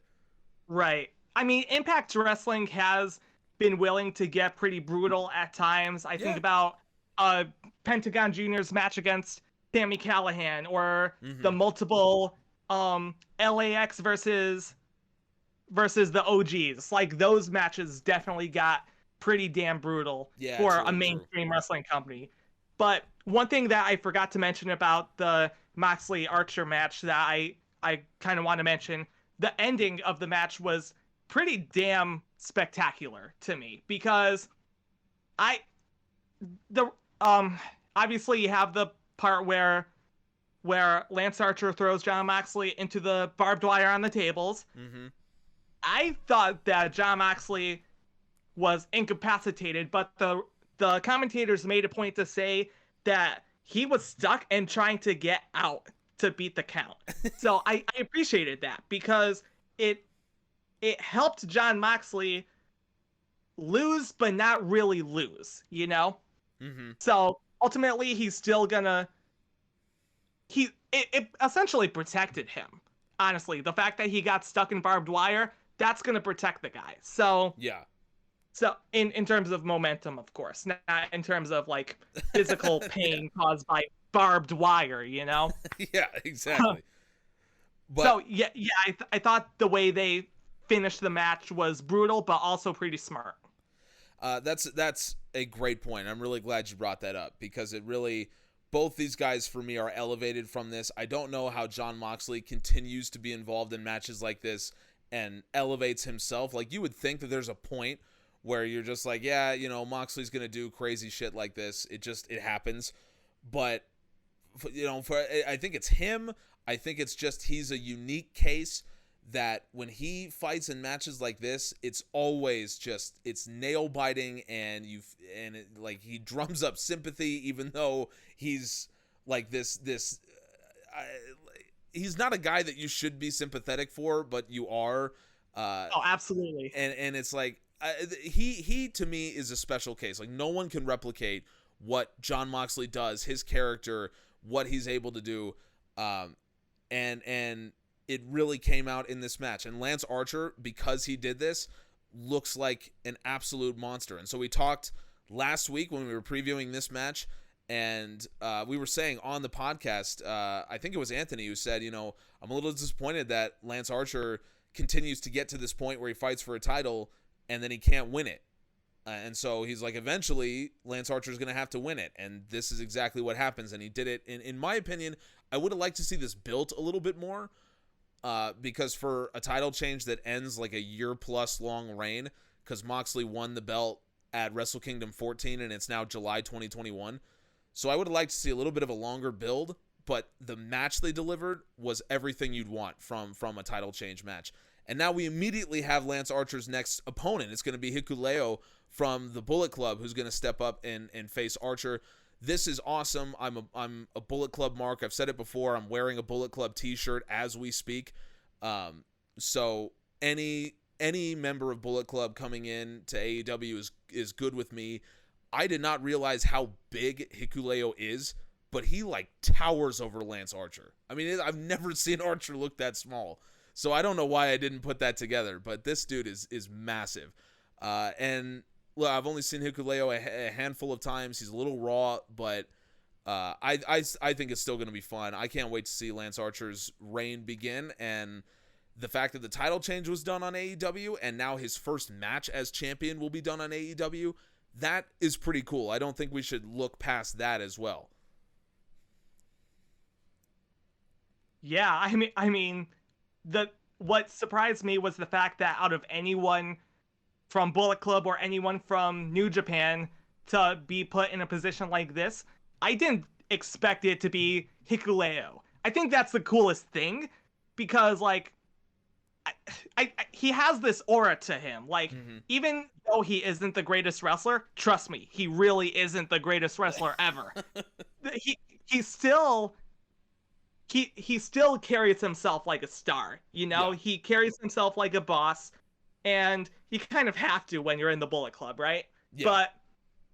I think this is going to be, I almost think that he is something of a pre-appetizer, you know? So like you go to a fancy restaurant and you get the basket of bread before you go on to the appetizers. I think Hikuleo is that basket of bread before you get the appetizer, which I assume is going to be more Bullet Club members. And then the main course is going to be a full-on New Japan partnership, you know? Yeah. So this is a really interesting way to introduce that. I think that this could potentially be Hikuleo's best match to date. Yeah, overall, it could absolutely be. Overall, I'm really excited. I don't want to be that guy, but we're talking Bullet Club and IWGP US title, and a guy by the name of Jay White just showed up to confront Kenny Omega in Impact. So, again, I don't want to be that guy, but it's I'm gonna leave you that. I'm gonna give you that information, and we'll just leave it there. You do with that what you want to do. Okay. Craig, as we kind of look forward, Hikuleo is going to be the first challenger for Lance Archer's title, but the greater picture here, as we've been talking about, is, you know, this New Japan and, you know, this whole partnership and the fact that they're just making overt references. I mean, this title's changed. A New Japan title has changed on AEW. They just have references to New Japan things going on. They talked about earlier in the show, they talked about Chris Jericho when he fought Tanahashi.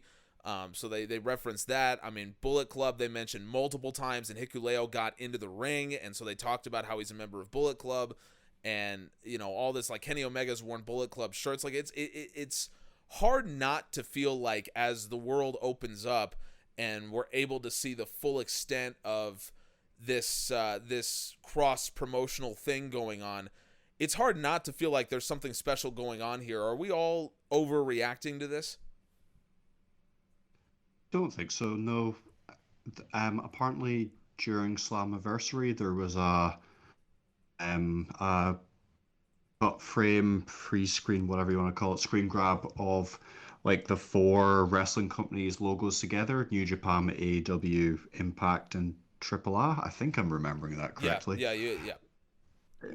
Yeah, so yeah, and there's the live show announcement next week. I wonder if that's one of those 4 quarterly TNT things that was part of the agreement to move to TBS. It might be that's like a cross promotional super show. Like I love, you know, cross promotional stuff. I would take an AEW and Impact show as a one-off. That would be cool. Yep. Obviously, New Japan's the dream. That would be absolutely superb. Can you see Bullet Club invading AEW? I don't know. I think that's difficult with the Elite being there because they're not exactly a face stable. But maybe. Jay White is currently on Impact. That's weird. You know, like he could be on AEW. Yeah. But again, maybe it undermines stuff. Maybe it doesn't fit the landscape at the moment. Maybe it's just it's like a trial run for Jay White to get some reps in front of the TV. Maybe he'll spend some time on AEW at some point. Yeah. Jay White versus Kenny Omega, though, that's you know, if you take that for if you just like open challenge, Jay White comes out, fair, cool, let's do that. Let's do it. Yeah, but yeah, cross promotional stuff is cool. It doesn't always have to be like WWE versus AEW. It can, Impact works, but maybe just once. Yeah, very interesting stuff. Yep. Yeah, yeah. Yeah, I'm absolutely with you. I think the last thing I will say about this when it comes to Bullet Club, there's been talk for a while now, a couple of years, really since the Elite left New Japan. There was talk about the Bullet Club getting stale, because they had run through for a long time.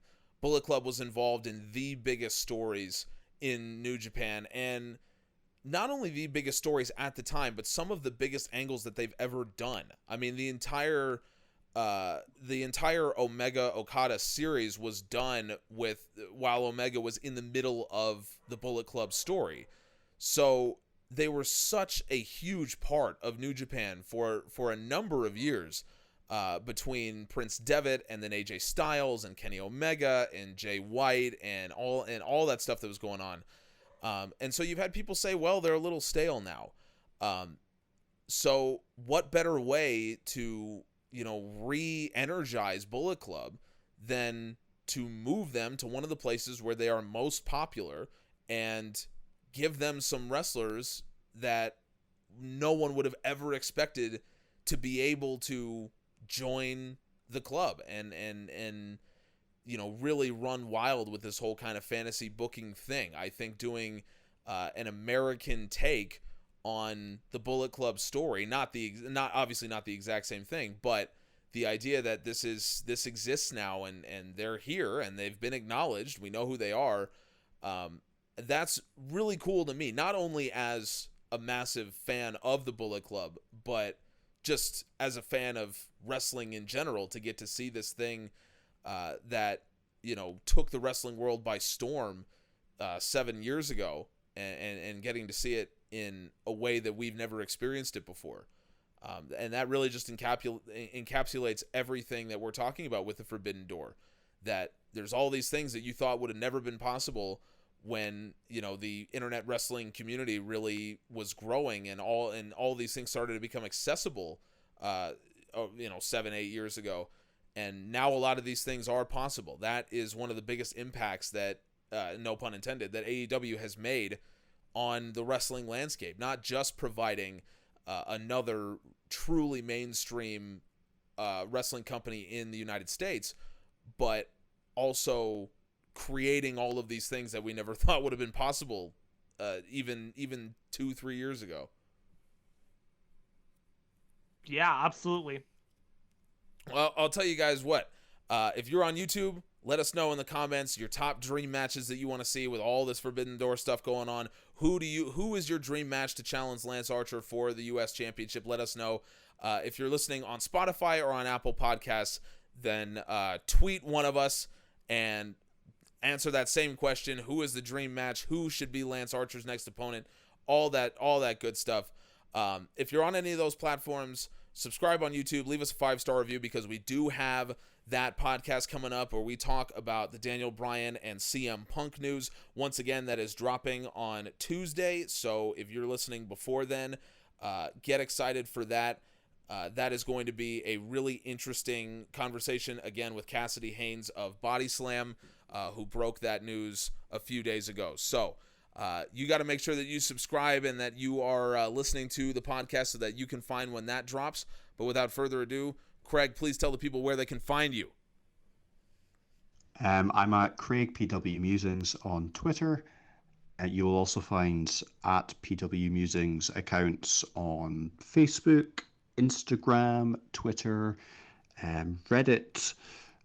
Yeah, if you go on Twitter, you'll find it all. There's also the website. Please check out the website. There has been a bit of an upturn in kind of articles and what people are putting out. Some really interesting things kind of coming together, and kind of people that are involved are kind of throwing things out there, coming up with ideas, setting things up, and it's really cool to see what's going on over on the website at the moment. You're absolutely right, and Anthony's not here, so I'm going to have to be the one to say that Anthony is working on something really, really cool that is going up on the website pretty shortly here. So make sure that you are checking back with ProWrestlingMusings.com because you are not going to want to miss that article. We just had Jacob, who you've heard on the podcast, write 5 directions AEW could take the labors of Jericho. That is a great look as well. So absolutely do what Craig tells you. There's great stuff on the website. Ryan, please tell the people where they can find you. My Twitter handle is going to be in the description wherever you see this or listen to this podcast. I'm always on the All Elite Wrestling Roundtables. I'm going to continue doing the podcasts, and I got a pretty big article about Mayu Iwatani's title reign coming out by the end of the month. So check that out when it comes out. Be on the lookout. Yep, once again, that's ProWrestlingMusings.com to check that article out. I have been Griff from GA. You can check me out on my personal YouTube channel, General Admission Wrestling. And if you're on YouTube and you're not already, go subscribe to the Pro Wrestling Musings YouTube channel. We got some cool stuff, including a tie-in with Anthony's article that I just mentioned is coming out. Once again, I can't talk this up enough. It is some incredible work being done. So that is going up on ProWrestlingMusings.com and on YouTube. So check that out. But for now, we hope to see you when we talk all things Daniel Bryan and CM Punk in a couple days. Other than that, I hope you all have a great week. Let's watch some AEW next week. We'll be right back here with Pro Wrestling Music Podcast. We appreciate you all. I'ma play the ball cause I gotta go and get him and I really just need it. Tell these guys that they can beat it. I'ma get it, I'ma grab it, man. Take it, never receive it. I'ma make it mine. I'm explosive like a mine. I've been working every time. Yeah, I do it on the grind. I'ma shine, yeah, every single day. I'ma kill this competition cause I'm going so insane. Hey, I really go as I was saying. Yeah, I guess really ran through the pain, but I'm just back on my path. And I fixed it, now it's really okay. So I ain't gonna waste my chance and just my time. So I'ma be a monster, I'ma kill him, this is mine, yeah.